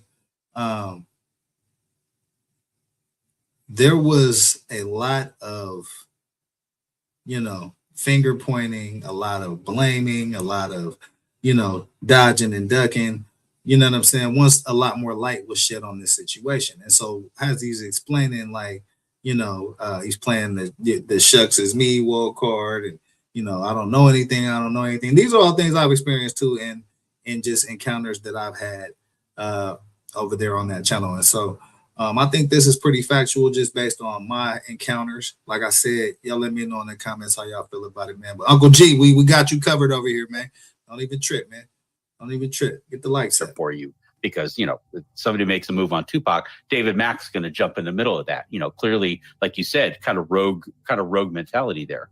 Russ always thought that they were just kind of glorified fans. But when the opportunity came up and the conversation came up around, and I'm sure it's something that gets talked about, Tupac gets killed, Suge gets shot out, Suge wants to know who did it. They half bake a theory that Biggie was in Las Vegas at the time of the shooting, and that he paid Orlando Anderson and gave him the gun to go do the hit. If that's what Suge Knight believed in this game, now we're going to go make a move on Biggie. We sit here in almost 2021. I've heard rumblings from Perry Sanders that they're trying to refile the civil case. I've heard rumblings, the FBI might look into this case again. Knowing everything that you know, because I know where I sort of land on this, do you think that specifically first the murder of Biggie will ever be solved? Oh yeah, I think it'll be solved. By who is the big question. By how is it going to be solved? I think it will be solved, but how is it going to be solved? A couple of quick points, and Phil Carson's clearly the person that would be able to eliminate this more than I would be able to, because it's actually one of the things that I really want to get better understanding from him. Procedurally speaking, murders are generally not federal crime. They're state crimes. And so any involvement the FBI would have in an investigation of murder would be to literally investigate it and then make the referral to the state for prosecution, to work with the state law enforcement agencies and the state prosecutor's office. I think, you may know better than I think there is a federal murder charge, but it's used so rarely. It has to involve like multiple states, multiple jurisdictions. I have to say here, and this is me just being honest, I still feel the politics inside the city of Los Angeles are still too strong. And the alliances between the U.S. Attorney, the LAPD, and the City Attorney for Los Angeles too sensitive to re-examine what happened with the cover-up. With the recent unrest of 2020, and with policing inside the LA. Man.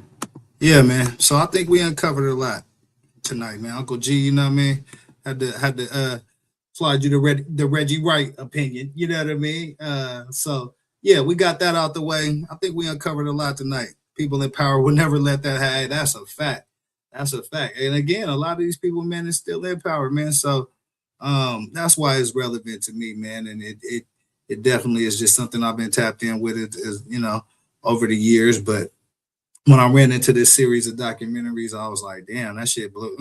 It was mind blowing to me, you know what I mean? Living out here in Cali and being close to the action, it's very much relevant to me. But yeah, y'all let me know in the comments what y'all think about that, man.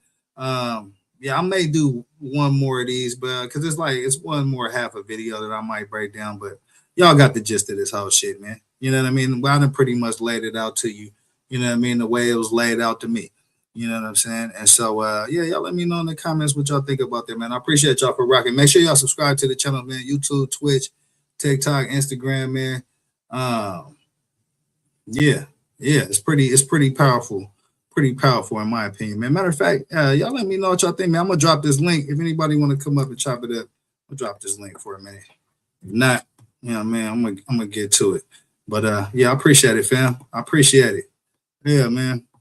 It's good content, man. You know what I mean? I the story is so wide ranging and it's been told so many versions and incomplete that, people really don't know what to think, man. But me, I've looked at a lot of the documentaries. I've looked at a lot of the material that's out there. And when I came across this, again, it was just very much detailed. And the only FBI agent that ever worked the case, that had a lot of, appeal to me as far as just, okay, the feds got involved.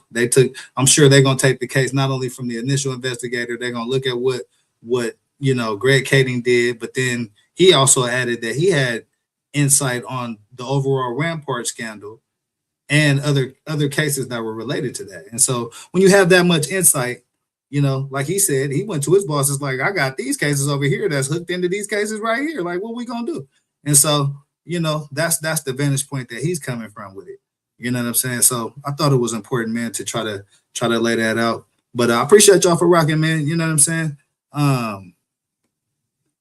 You might gotta interview Reggie Wright or Jane Deal. Listen, I'm trying to tell you, man, I went over there on Red's Live and he had these two guys that did this documentary on there. And I was asking questions, because I watched this shit. I'm trying to tell y'all, bro. It was like last summer, man. I found this documentary, and I actually know a couple of people that that worked that Bad Boy during this time. You know what I mean? I met them after the Bad Boy shit, but they work there. And so, just ongoing conversations in the back channels with motherfuckers and like, damn, what you think about this? Is this a fact? Is this real? Like, yeah, it played out. Okay, cool. So that's when I started just diving more into it. And yeah, you know what I mean? It seems pretty relevant to me, man. And pretty factual. So that's why I wanted to run it, man. I've been wanting to run this content for a minute. I just didn't know how I was gonna do it because it's all audio. I didn't know if people was gonna feel it or not. But yeah, I appreciate y'all for rocking with it, man. I feel like it's pretty impactful, man. Y'all want to check it out? It's called The Dossier, man. The cover up of the murder of Biggie Smalls, man. It's like 2 seasons. They go deep into all the players. There's actually an episode, maybe the next episode that I'll show if I do this again, where they actually attempt to set up Amir Muhammad and how that went. They used somebody from the Black Gorilla family to try to set up Amir Muhammad and how that went. And that episode is actually what kind of convinced me that, yeah, this theory may have been 100%. You know what I'm saying? And Russ Poole was on the right track.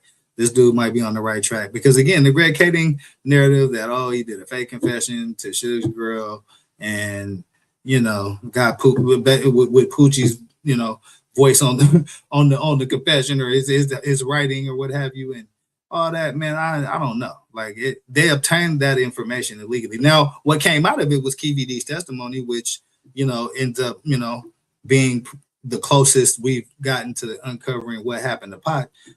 Even though I think the streets already kind of knew at that point what happened to Pac, but the wider world, from that standpoint, really didn't know. So Kiwi's narrative narrowed it down, which kind of matched what was going on in LA at that time. If you remember at that time when Pac passed, you know what I'm saying? When he was unalive, there was a big war that broke out here in LA between, South Side and Ma Piru. And so, yeah, man, it's